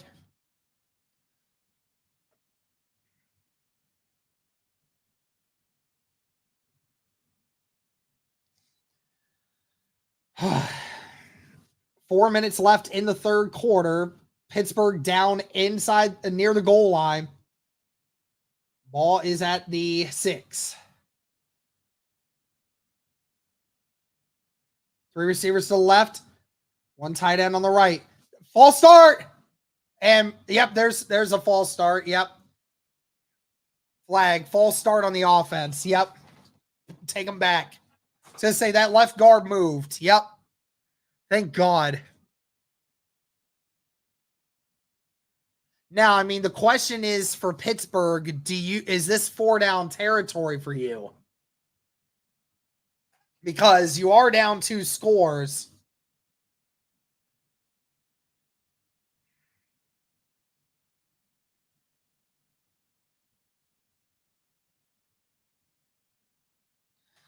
All right, first down and goal at the 11.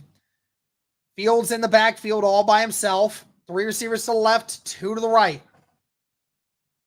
Now Najee is going to come back into the shotgun with him. Colts playing back. Fields under pressure. Fields going to run. Fields going to run it by himself, and he's going to get brought down at the 5.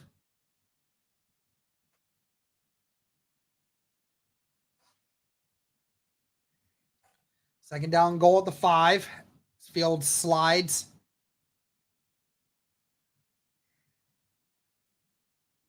Colts doing a good job pretty much finding anything that they want right now. All did a really great job. Although George Pickens was open in the middle of the field. 3 receivers to the right, tight end on the left. Harris in the backfield with Justin. It's going to be a pass here. Fields has his guy. Incomplete. Womack with the play. Nice defensive coverage. If Womack would have actually went for the ball for an interception, I think he might have actually had it. But he just knocks it down. Third down and goal at the 5. Again, if you're the Steelers, is this 4-down territory? I gotta know. Pat McAfee there, loving it, of course. 2 receivers to the left, 2 to the right. Tight end motions to the right. Harris in the shotgun with Fields. Fields under pressure. He's going to run it himself again. Fields has it. Touchdown. Gosh darn it. The one person. The one time he escapes and it's actually for something. Darn it.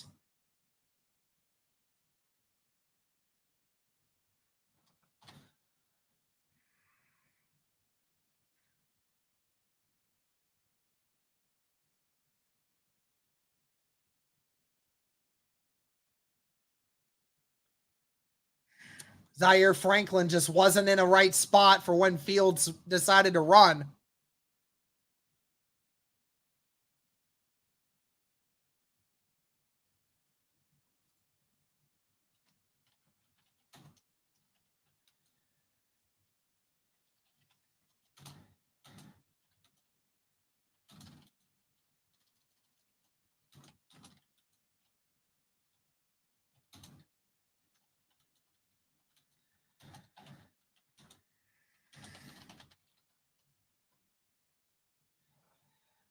This offense better pick it up, or this might be a bad scenario.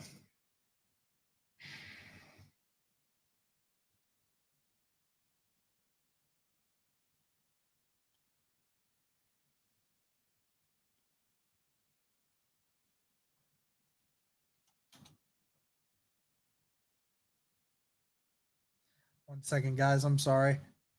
Give me just a moment here.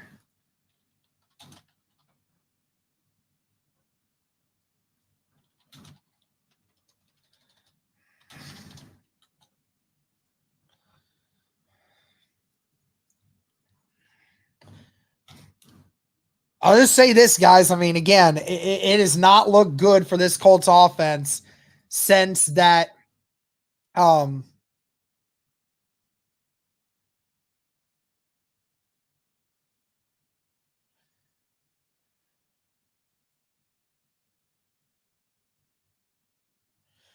that offense got to get going, man. The offense got to wake up.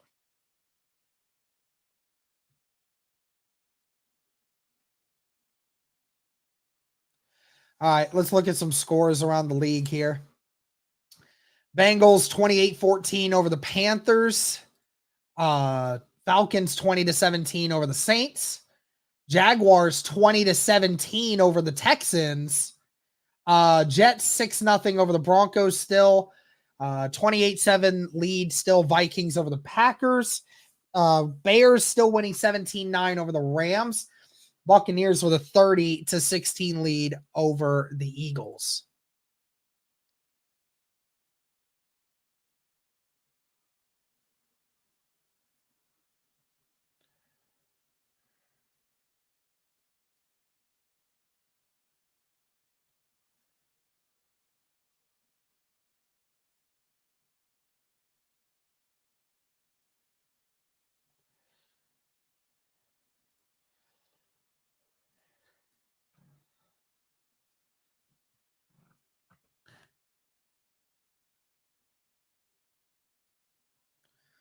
All right.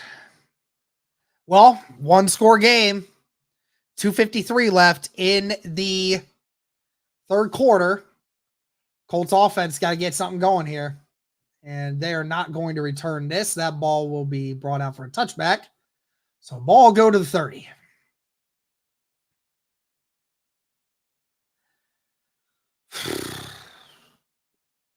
Definitely nerve-wracking. Shout out to the 977 people watching across YouTube and X.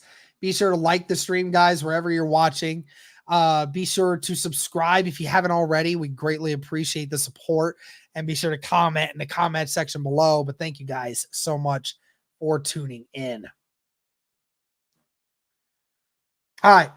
One receiver to the left, 3 tight end set here. RPO again for Joe Flacco. Flacco's just going to throw it away. And there's nothing there. And they wanted, are they going to get a flag on Flacco? I don't think they are, because he was out of the pocket and got it past the line of scrimmage.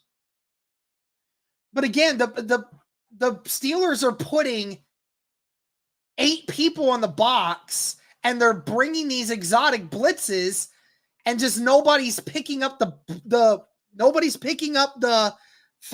blitz. So the Colts' first downs are all just nothing. We're not getting anything on first down. Empty backfield here. Flacco all by himself. Flacco stepping, and Flacco gets sacked. Walks into it. Never mind. Flacco got rid of it. Threw it out of bounds. And they're going to call that an incomplete pass. Flacco somehow got out of Hayward's grasp just enough to throw it away. And that's 2 straight plays in a row that the Colts have gotten an incomplete pass, and this offense is stalling right now, guys. Flacco went straight into it.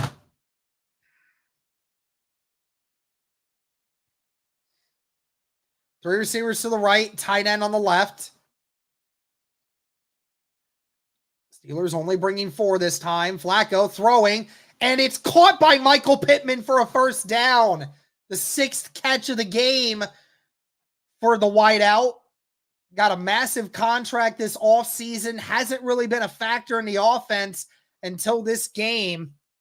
6 catches for 113 yards. Just settles in.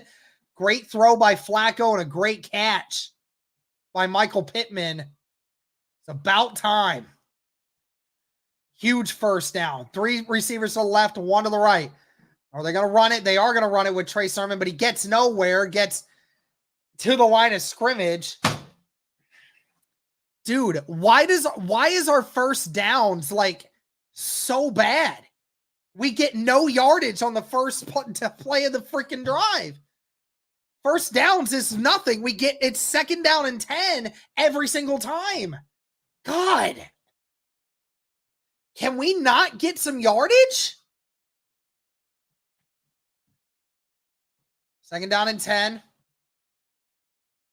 Flacco steps up. He's going deep and overthrows this guy. Adonai Mitchell gets hit hard after it, and there's a flag thrown. Minkah Fitzpatrick leveled A.D. Mitchell after the play, and it's going to be a personal foul.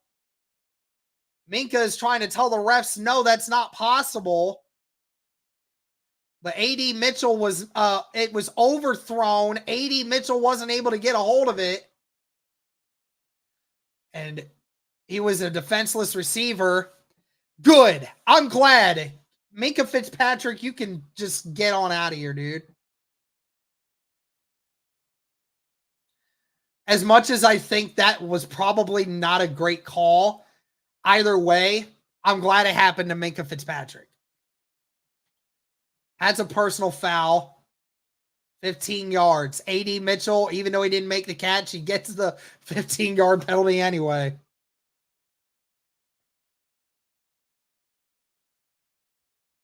Ball's at the 43 of Pittsburgh. 1 receiver to the right and left.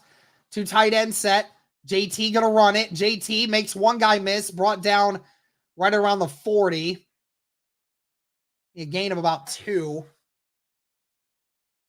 Well, 2 or 3 yards is better than nothing on first down, I guess. About time they threw it to got him. A.D. Mitchell probably could have caught this, but A.D. was preparing for the hit that Minkah Fitzpatrick put on him. Less than a minute to go here in the 3rd quarter. 2 receivers to the left, 1 to the right. Tight end on the right. Flacco's got to get rid of it quickly. JT catches it, but right at about the line of scrimmage. And maybe was a yard at most. But it'll be 3rd and long coming up here. Deshaun Elliott with the tackle.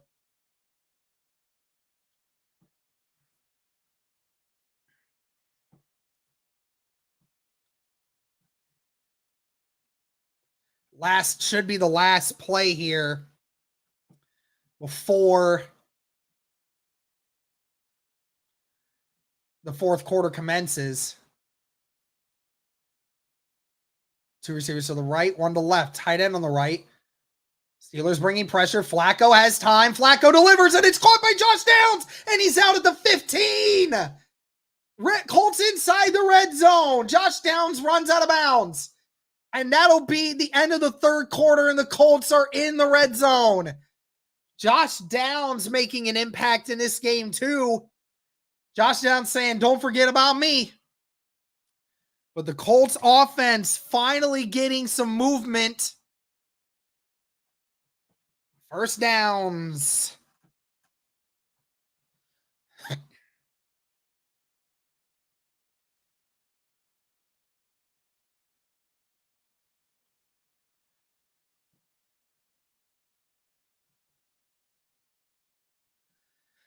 Great first down there by Josh Downs, baby. Thank you to everyone that is tuning in. And thank you to all the new subscribers. Thank you to everybody commenting. Thank you all so very much for being here.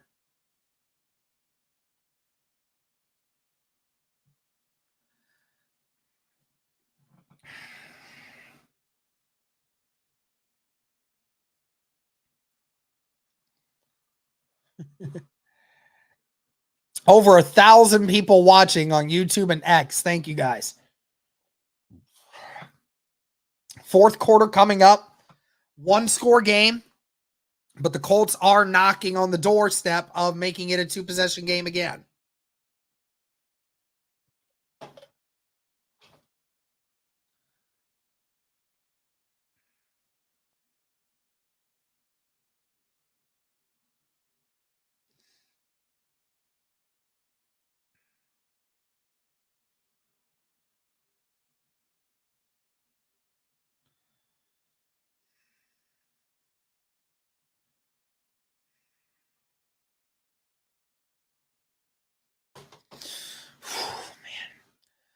Man, I am so nervous, man. Yeah, Matt, this game, bro. Dude, I am so nervous right now for this. I am so nervous.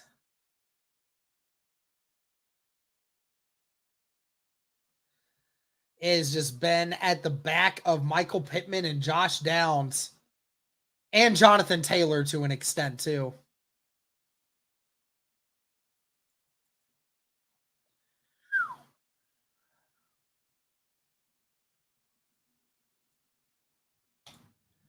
Here we go. Fourth quarter starting. Ball at the 15. Colts first down and 10. Joe Flacco 3 of 5 on this drive for 37 yards.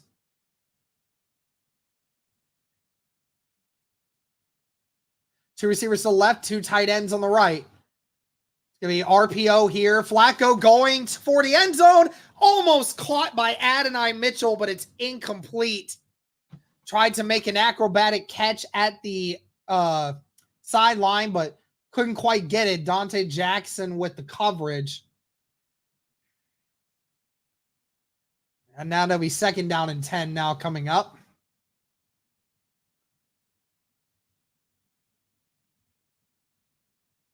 Three receivers to the left, tight end on the right. Pittsburgh bringing pressure again. Flacco, and he overthrows Michael Pittman once again. Probably threw it a little sooner than he wanted to. Pittman was trying to go for a turn in and then a go route, but wasn't quite having it there. They're down in 10 now. See what Indianapolis has ready for this one. 14:50 left. Either way, you just need to get some points here. You got to get points. You got to get your team off. But hey, listen, you're giving your defense plenty of time for rest right now. It's going to be another pass. Joe Flacco stepping up. Flacco finds his tight end, Drew Ogletree, and it's a touchdown. Drew Ogletree was left alone in the middle of the field. Drew Ogletree with his first touchdown of the year. Touchdown, Indianapolis. Anthony Richardson liking it on the sidelines. And the Colts get the touchdown, baby. Let's go. Drew Ogletree is just going to sit in the middle of the field here just on a drag, and nobody accounts for him. He's going to do a delayed push on TJ Watt, and then he just gets left alone because the linebacker Patrick Queen bailed, and Drew Ogletree all alone. That kick is up and good. So the Colts now with a 2-touchdown lead as we go into the back end of this game. 2-touchdown lead, fourth quarter. This is where games are won. Let's get it, baby. Let's go. Let's go. Let's get it, baby.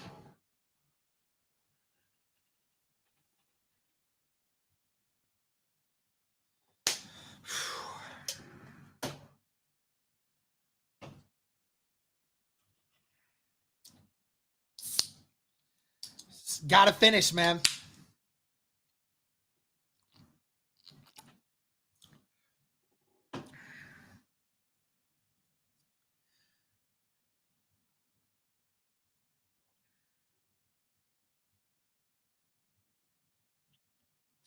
And again, guys, if you want to have a new sports book this year, have new chances for some betting opportunities, look no further, guys, than BetUS, who is powering today's stream. And guys, they have an offer that you just simply cannot refuse. Look at this. A 150% sign-up bonus up to $2,000 on your first deposit. And then on your next two deposits will be 125%. All you have to do is use the promo code YouTube150 to get started on that sign-up bonus today, guys. Take advantage of this great offer. Let's get it, guys.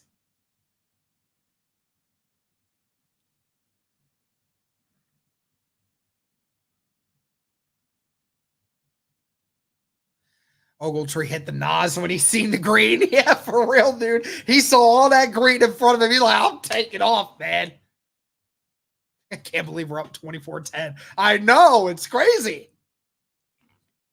If I'm not mistaken, I think that is the most points scored on the Steelers this year so far. And the over-under, I think, has increased even more. I thought it was at 34, so we've hit that mark. Or it might have been 34 and a half. I'm not sure, but either way. Okay. We got to get back to business here, folks. We got to get back to business.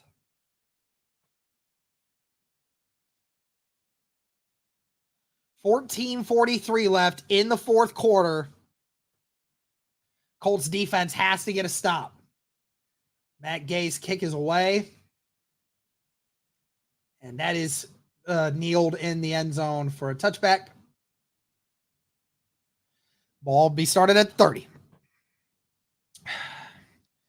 Colts defense, again, has been in a great spot so far today. Has had a couple big takeaways. This Colts team just needs a couple stops here. Again, outside of that last drive where they were put in a bad spot to begin with, Colts defense got some time to rest, and they have an opportunity here. First down and 10. Two receivers to the right, one to the left. Tight end on the right.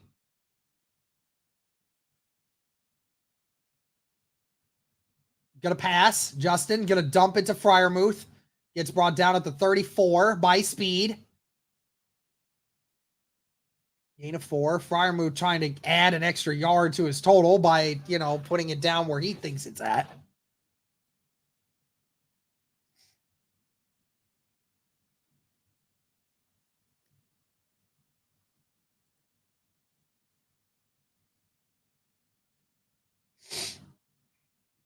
Fields so far today been pretty accurate. Fields is going to take this one himself. He has some room, but Zaire Franklin gets him at the 43, but that is a first down. One of the first designed runs we've seen from Justin Fields today. Fields has had some good plays running out of the pocket.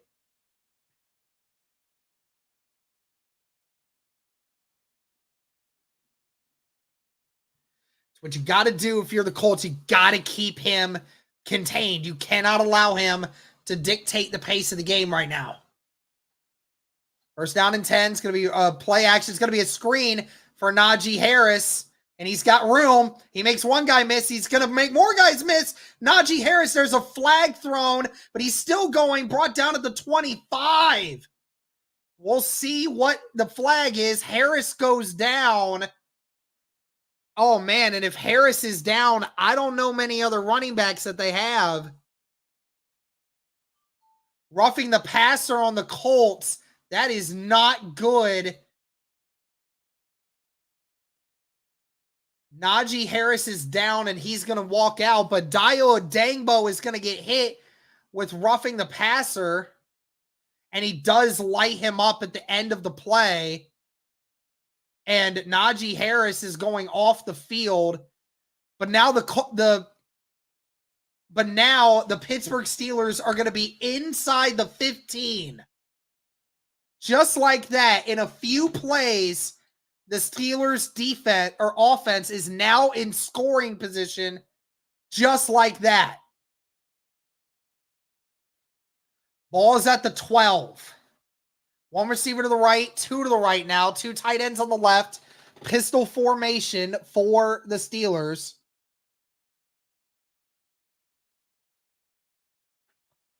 Now it's going to be shotgun formation for the Steelers. It'll be a pass. Fields still looking. Fields has time. Fields just going to throw it out of bounds. Was under pressure there. Tried to roll out to his right, but was affected by, looked to be Gotsis again on the outside. Great job by Gotsis to not lose the outside contain. Right now, that's what it looks like right now, is the Colts are just trying to keep outside contain and not allow Justin Fields to win the game with his feet. Second down and 10. One receiver to left and right, tight end on both sides. Shotgun for the Steelers. Fields throws, fires. It's caught by George Pickens, but he's just shy of a first down. About a yard shy. So this ball will be at the 4-yard line.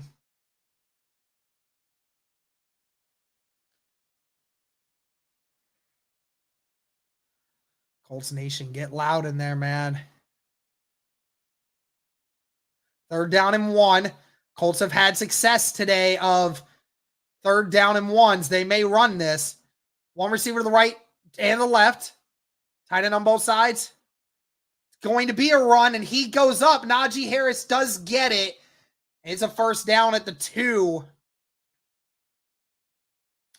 Najee Harris jumped for it and did get it. Wasn't much room to run, but Najee just gets enough. Originally, I thought that ball came out.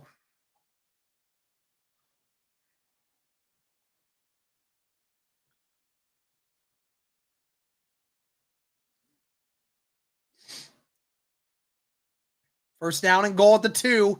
Two receivers to the right, tight end on the left. Two tight ends on the left.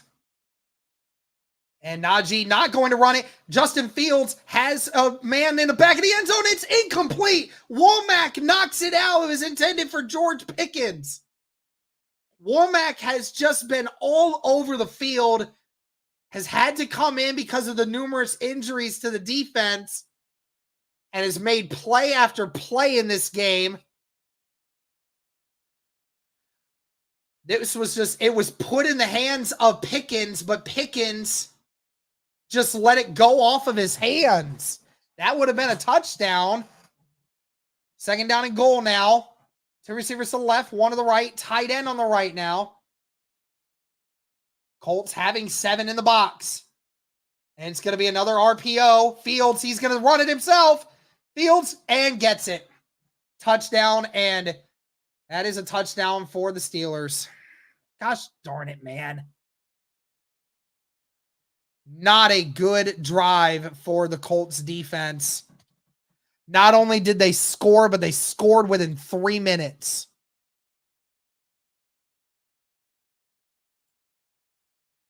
Latu comes in and goes to the inside, losing contain, and nobody was there to make the play after.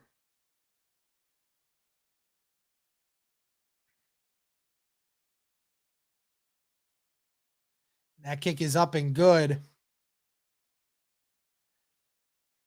And it is back to being a 1-score game once again.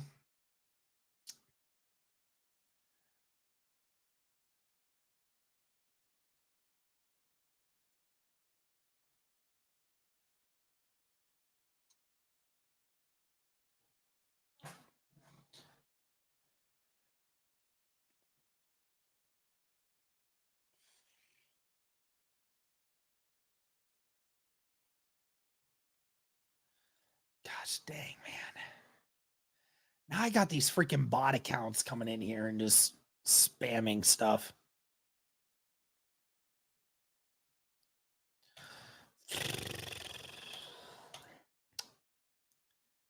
Man, oh man, oh man. Yeah, Latu needed to keep the outside contained on that one, man.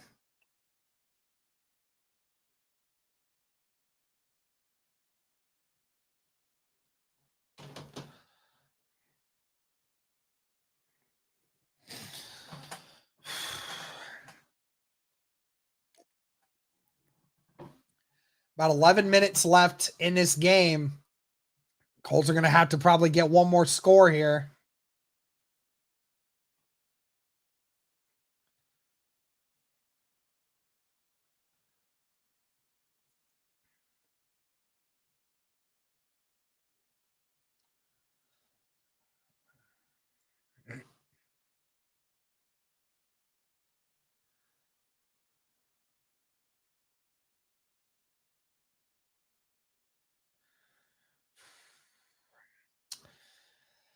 Man, anyone else nervous? Mandy Over's hitting today, man.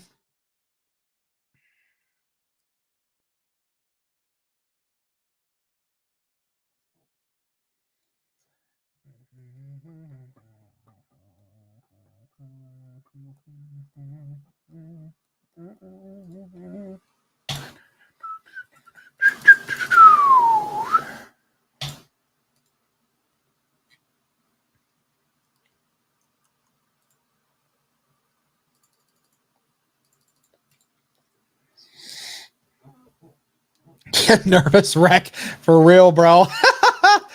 All right, well, 11:23 left. The Colts still up by a score, and the Colts are going to get the ball here.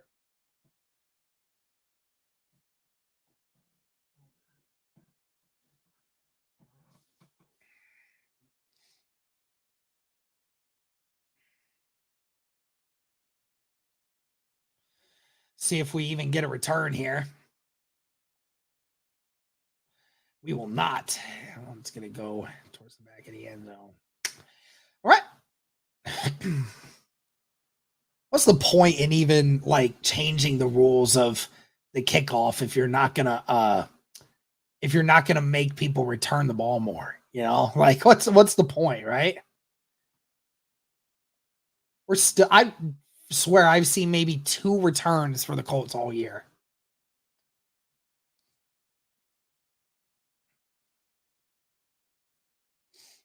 All right, here we go. Ball at the 30. 2 receivers to the right, 1 to the left. Tight end on the left. Colts going to run a toss here with Jonathan Taylor. Taylor following Nelson. Gets pushed out at the 33. It's a gain of 3.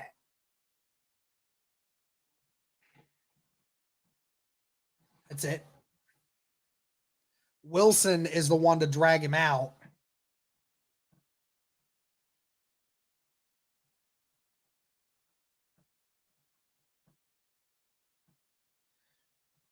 '18th carry of the day for Jonathan Taylor. Flacco in the shotgun all by himself. 3 receivers to the right, 2 to the left. Flacco all by himself just dumps it to Downs, who's open in the middle. Brought down to the 45. First down at Josh Downs. Big Q there to pick him up. Josh Downs again, another great play. Jonathan Taylor's out there on the outside. And again, if you're going to put a linebacker on Josh Downs in the middle of the field, Josh Downs is just going to beat you with his legs. I mean, he's just too good of a route runner to put a linebacker on him in the middle. You just can't do that. Receiver on each side, tight end on both sides. Going to run it with Jonathan this time. Jonathan finds his guys. Jonathan gets a big first down and more. Pushed down at the 35. First down and another big run for Jonathan Taylor. The clock will continue to run in a huge one. Jonathan Taylor with a big run there, a gain of 21. It was just waiting for it. Again, he talked about his play style and what he models himself after. And he said, Le'Veon Bell. Le'Veon Bell approved. And it looks like that right there, just following those blocks slowly and patiently, waiting for it to open. Same formation here. Ball to 34. Going to hand off again to Jonathan Taylor. Taylor, not much to go. Gets maybe a yard. Ball to 33. JT with about 90. I think it's 92 or 93. But in 2024, I mean, man, what a year so far for Jonathan Taylor, on the brink of having his third straight game of 100 yards. Second down and 8. Three receivers to the right, tight end on the left. Another run for Jonathan. Makes one guy miss, but gets maybe two. Oh, no. Okay, please get him up. Please get him up. Please get him up. Please get him up. Please get him up. Okay, is Jonathan Taylor okay? Okay, he is okay. I thought at first it looked like his knee got twisted, but he did get up.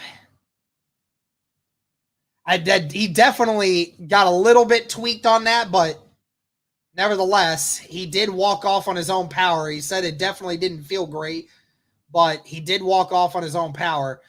Three receivers to the left, two to the right. Flacco in the shotgun all by himself. Flacco is just going to dump it to Downs. Downs makes one guy miss, and Downs gets the first down, pushed out of the 20. A huge gain again for Josh Downs. Downs just an absolute game changer. He's just going to run a simple simple out route, and he just makes Jackson miss on the tackle and gets the first. Josh Downs, have yourself a game, dude. Michael Pittman and Josh Downs have just been on fire in this game. I mean, they have just been remarkable. 7:30 left in the fourth quarter. Colts going to hand it off to Trey Sermon this time. Sermon gets maybe a yard before being dragged down at the 20. Yeah, I don't know how JT is feeling right now, but we're seeing a little bit of Trey Sermon right now.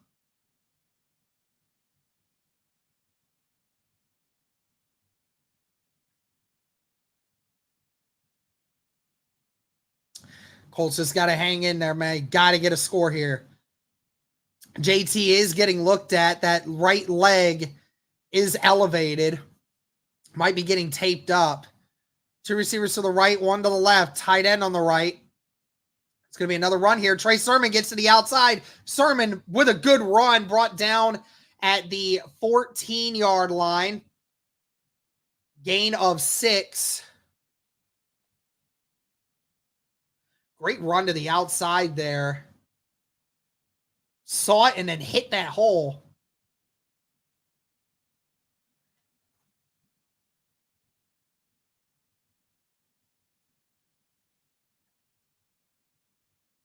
Third down and 3. Colts 1 of 2 from this range on third downs today. It's going to be another run for Sermon. Sermon nowhere to go. I don't know why you're running the ball on 3rd and 3. Why? Now the Colts are going to have to kick a field goal.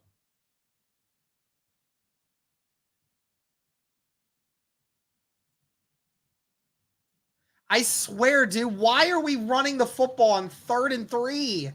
You don't even have Jonathan Taylor in there. I just don't understand.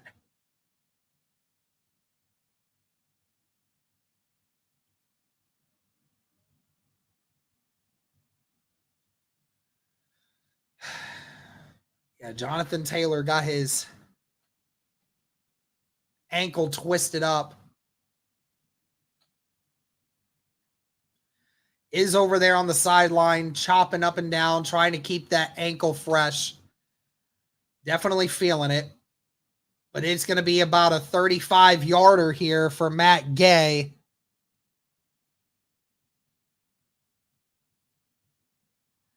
Matt Gay's kick is up, and it is good. Holy shit.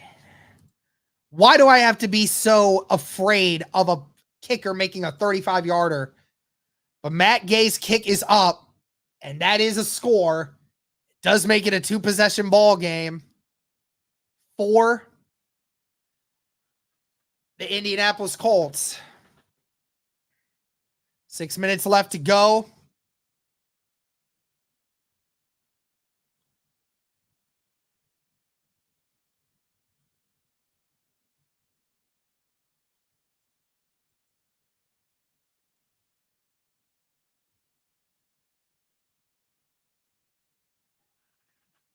.603 left in the fourth.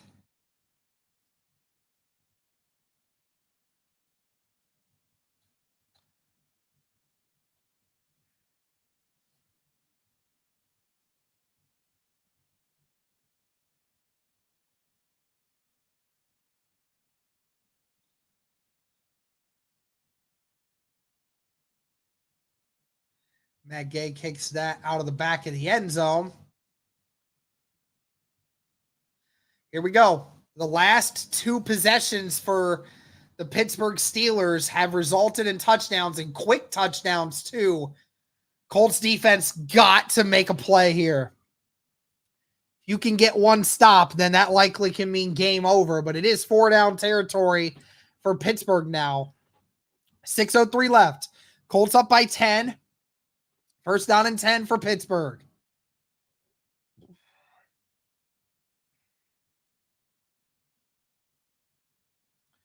One receiver on each side. I formation. Going to be an RPO.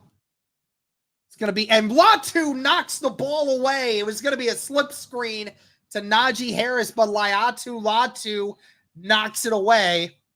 Great job there by the rookie.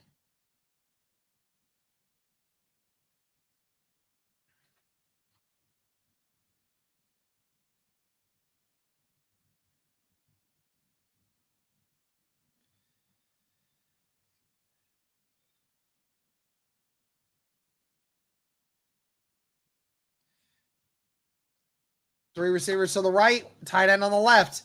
It's going to be a draw here for Justin Fields.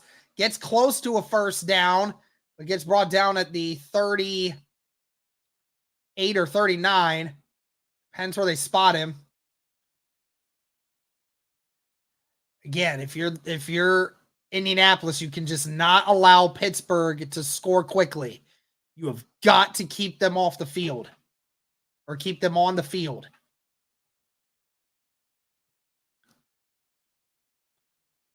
Make them work for everything. And the fact that Pittsburgh is taking so long to get this going is surprising me. Three receivers to the right, one to the left. Fields in the shotgun with Najee. Fields going deep, and it's caught by George Pickens. First down, a huge play, and Pittsburgh with a ginormous play. That is a huge play. I don't even know where he got pushed out, but I think it's the 25 of... There's a little bit of a push off there with George Pickens on Jalen Jones, but it was enough. Three receivers to the right, one to the left. Fields just going to dump it to his receiver on the outside edge, and he gets the first down, pushed out at the 13. The clock is still running, but Pittsburgh now inside the red zone once again. That's Van Jefferson. Pittsburgh hurrying up. Three receivers to the left, one to the right. They're going to run a draw here. Najee Harris gets to the 10, now to the 9 before being brought down. Colts taking their time getting up. I can't believe that this is happening. I can't believe that this defense just has been unable to get stops this half. I mean, it's just been remarkable. Two receivers to the left, one to the right, tight end on the right. Fields going to dump it to the end zone, and he overthrows Pickens. That was I don't know if there was a miscommunication or if he just threw it away, but it'll be 3rd down and 5.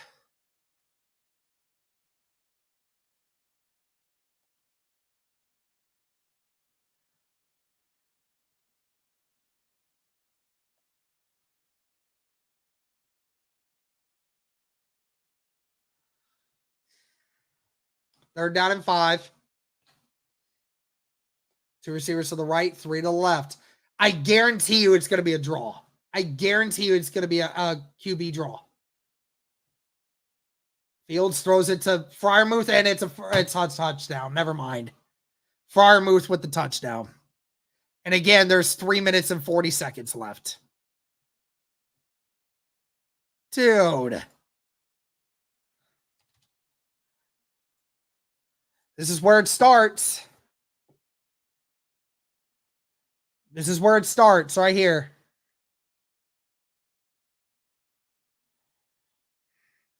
In the last 3 drives, the Pittsburgh Steelers have scored 21 points.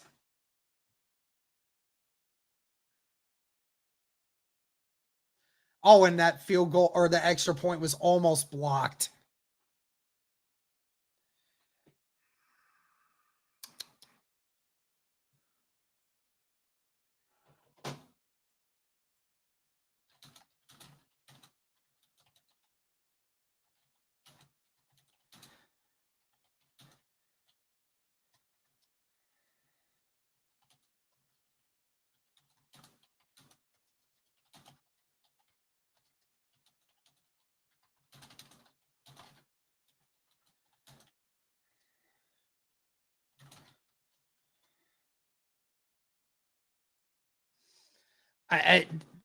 This is so, I swear if we blow this, man.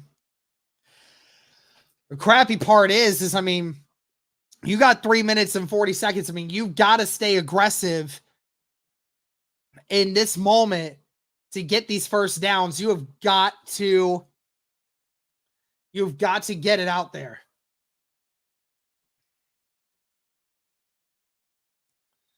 The Colts have to keep the clock running. But at the same time, you got to get those first downs, man. Shout out to the 1,000 people watching, guys. Over 1,000. Be sure to like the stream wherever you're watching. Be sure to subscribe. Be sure to comment. But here we go. The Colts are going to get the ball here with 3 minutes and 40 seconds left. It is now a 1-score game.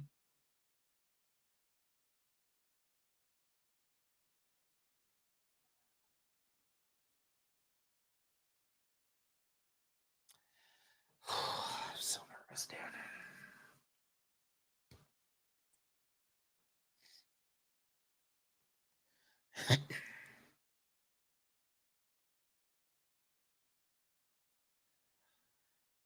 JT is still not coming out. He was questionable with an ankle. Guys got to step up, man. We are so many injuries deep. I mean, this is insane.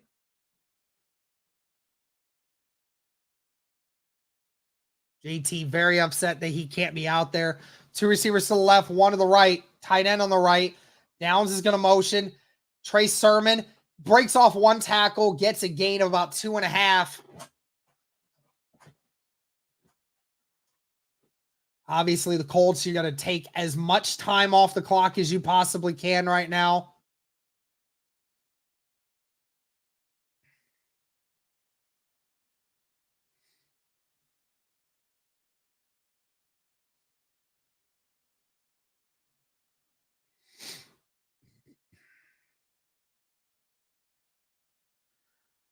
Three minutes left in the 4. 2 receivers to the left, 2 tight ends on the right.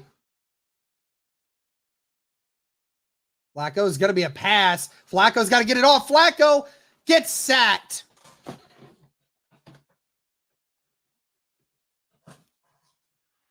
Ogunjobi with the sack. I think they called a timeout here. I think Pittsburgh called one of their timeouts. Yeah, Ogunjobi with the sack. And also Nick Herbig, who had 2 sacks last week. This is ridiculous. Unbelievable. The one thing you couldn't allow to have happen, and you let it happen.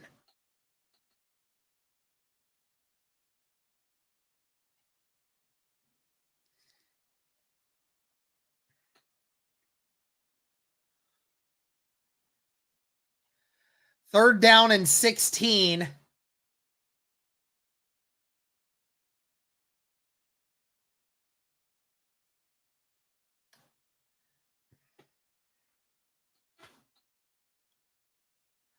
Pittsburgh, if we don't get this 1st down, they're going to have a lot of time. 2 receivers to the right, 1 to the left, tight end on the right. It's going to be a pass. Flacco going for the 1st down, and he left it short. Adonai Mitchell nowhere to go, and it is going to be 4th down, and the Colts are going to have to punt it. And this Pittsburgh offense, which has been red hot this second half, is now going to get the ball with 1 timeout and a lot of time. The Colts defense is going to have to get a stop. Sanchez, I need the punt of your freaking life, dude.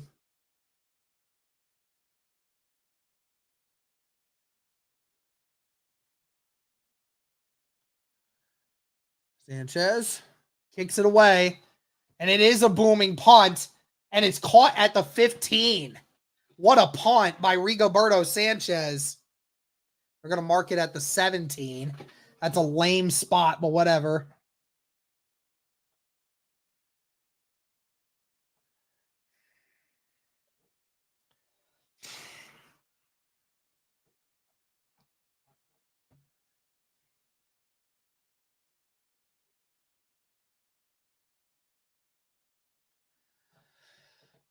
Colts defense needs 1 stop, man. Just 1. Just 1, and you win this game. Again, the last 3 possessions have all been touchdowns for the Pittsburgh Steelers. Ball at the 17. 2 receivers to the right, 3 to the left.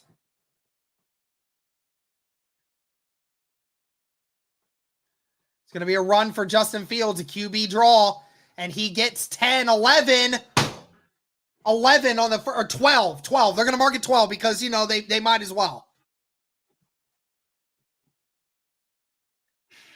Freaking QB draws, man. You know they're going to do that. See if Pittsburgh gets 1 more play before this 2-minute warning, and they will. Justin Fields going to throw. He's going to check it down to his wide receiver, and that's a gain of 9, and it's a 2nd down and 1, and that's going to be the 2-minute warning. That was Van Jefferson on the catch. 2nd down and 1.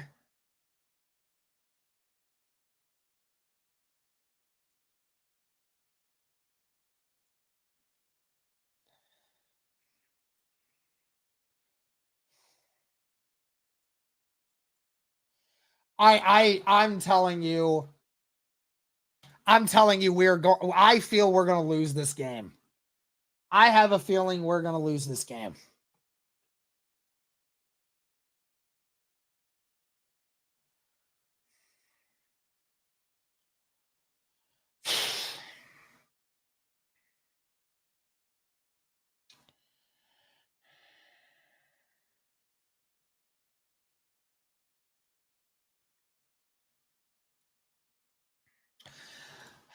Two-minute warning. The Steelers are at the 40-yard line already. They only need about 25 more yards to get within range of their field goal kicker.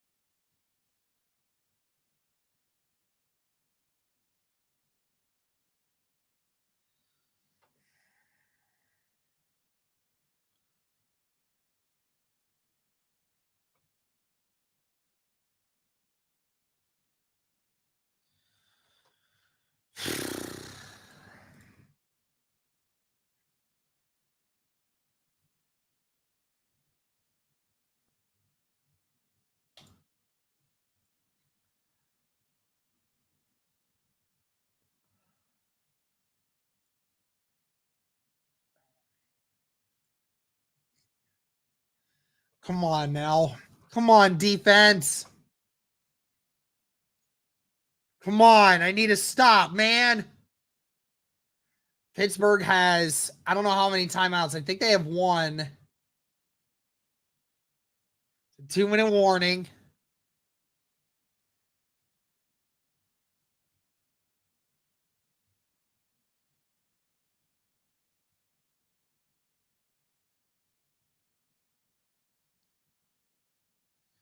Here we go. Biggest plays of the day right here. Najee Harris gets the first down, gets to the 42. It's a gain of 4. Pittsburgh's in a hurry up. 3 receivers to the right, 1 to the left. Oh, and the ball got away from Justin, and Justin's going to get sacked. Brought down to the 28. Tyquan Lewis is down with an injury, though. Get up, Tyquan. Get up. Thank you. Get up, get up, get up, get up. Don't call the timeout. Don't let them call the timeout. Wow, the snap was off cadence, and Justin Fields had to just eat it. That's a loss of 12. Ball at the 30. 2 receivers to the right, 2 to the left. Come on, Colts. Justin Fields under pressure again. Justin, he's looking deep. He's going deep, and it's almost intercepted by Jalen Jones. Jones knocked it away. Batted it up almost to himself, but 3rd down and 22, 107. What is the end of this game? What is the end of this game? 1,220 of you in here right now. You guys are in for an amazing end of this game. 3rd down and 22. Ball at the 30 of Pittsburgh. 3 receivers to the right, 1 to the left. Pittsburgh with 1 timeout left. Now it's an empty backfield for Justin. Justin still looking deep. Justin has to just dump it to Najee, who's not going to get the first down. And the clock keeps running. Yeah, the clock keeps running, and it's 4th down. It's 50 seconds left, and it's still about 4th down and 10, 4th down and 11 to go. 45 seconds. 3 receivers to the right, 1 to the left. Najee to the left as well. So empty backfield once again for Pittsburgh, and the clock keeps going down. Fields under pressure, rolling. Fields just going to get it off, and it's almost intercepted, but it's incomplete, and the Colts are going to win the football game.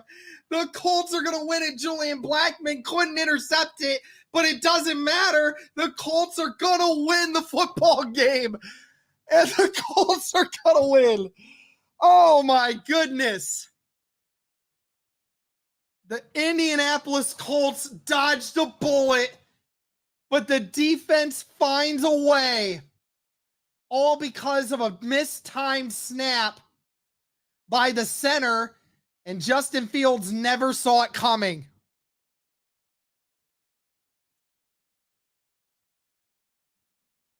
And just like that, the Colts are going to win it. Unbelievable. And Joe Flacco is going to go out there, kneel it, and end this right here. Okay, can we go to the Jaguars Texans real quick? I want to see the ending. First down and goal for Houston. Here we go, guys. This is going to determine this one. First down and goal for Houston at the 2. 30 seconds. 1 receiver to the left, 1 to the right, 2 tight ends. Stroud in the shotgun. Tight end's going to motion. It's going to be a pass. Stroud has time. Stroud's going to run it himself. He's not going to quite get it. Clock is still running, and they're going to call a timeout. That's Houston. 2nd down and goal at the 1. No timeouts left, guys. Here we go. And the game is over for the Indianapolis Colts, so don't worry, guys. We're motioning straight over here. Just want to see the ending of this game.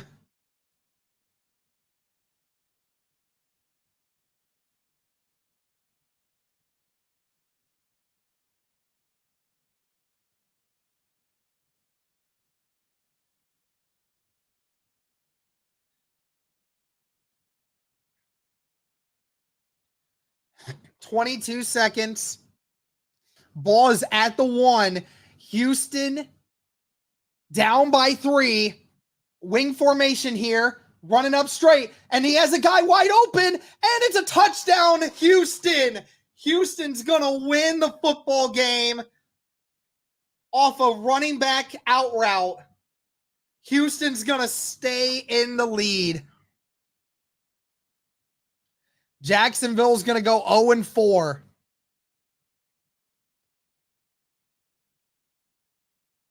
Rolling with a $2 super chat. Gus Bradley cannot coach with a lead. I absolutely agree with you. Thank you for the super chat. Mr. Clean with a $2 super chat. It's the Minnesota game all over again. Thank you for the super chat. I agree. Paul Wilson with a $5 super chat. Breadsticks on me. I told you all week. And the AFC South, just saying. I appreciate you, Paul Wilson, more than you know. Appreciate you, my man. And yes, thank you for the super chat. Colts fan Mo with a $5 super chat. Oh, man, I couldn't breathe. Dude, I feel that. Thank you for that super chat. Greatly appreciated. But, guys, it also looks like Houston is going to win this game off of a touchdown to the running back.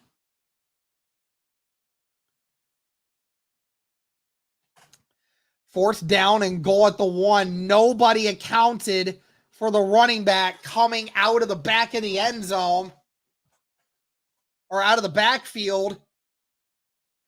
That's just an easy pitch and catch.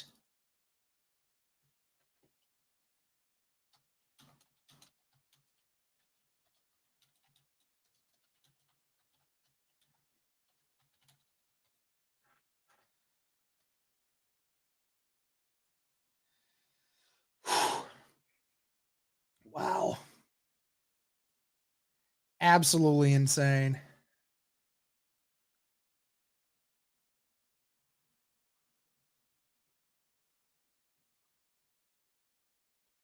Jaguars going to return it.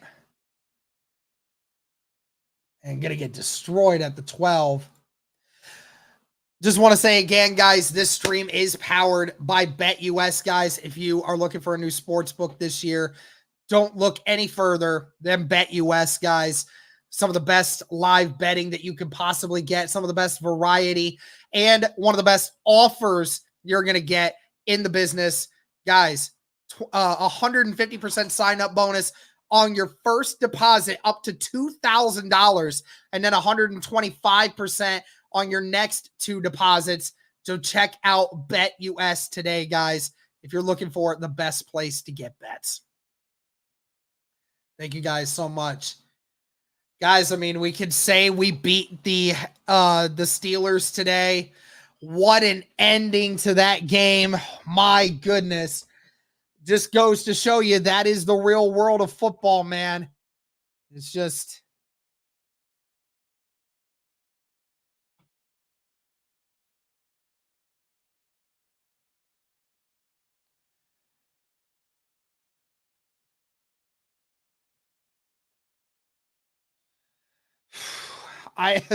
I'm struggling, man. Oh my gosh. Oh. Dude, I am so over it, man. And I hope JT isn't injured much either. Man. See what the Jaguars can do here. Jaguars somehow keeping it in bounds. ETN nowhere to go, and that's going to be a safety, and that's going to be the game. The Houston Texans survive. So Jaguars go to 0-4. Houston goes to 3-1. Indianapolis goes to 2-2. And we have to see what happens with the Titans Dolphins tomorrow night. But guys, we're going to be going live for the AFC South Roundtable tomorrow on Tuesday, or not tomorrow on Tuesday, on Tuesday at 7 p.m. EST. Thank you guys. And make sure you guys are tuning in for that. And again, guys, thank you so much for tuning into this stream. all the support. Very much appreciated. Love you all so much. And again, guys, we'll be having more content going out for this game here tonight. Be sure to keep up with that on the channel. But love you guys. Thank you so much. Shout out to BetUS for powering today's stream. Thank you guys so much for tuning in. And as always, guys, go Colts.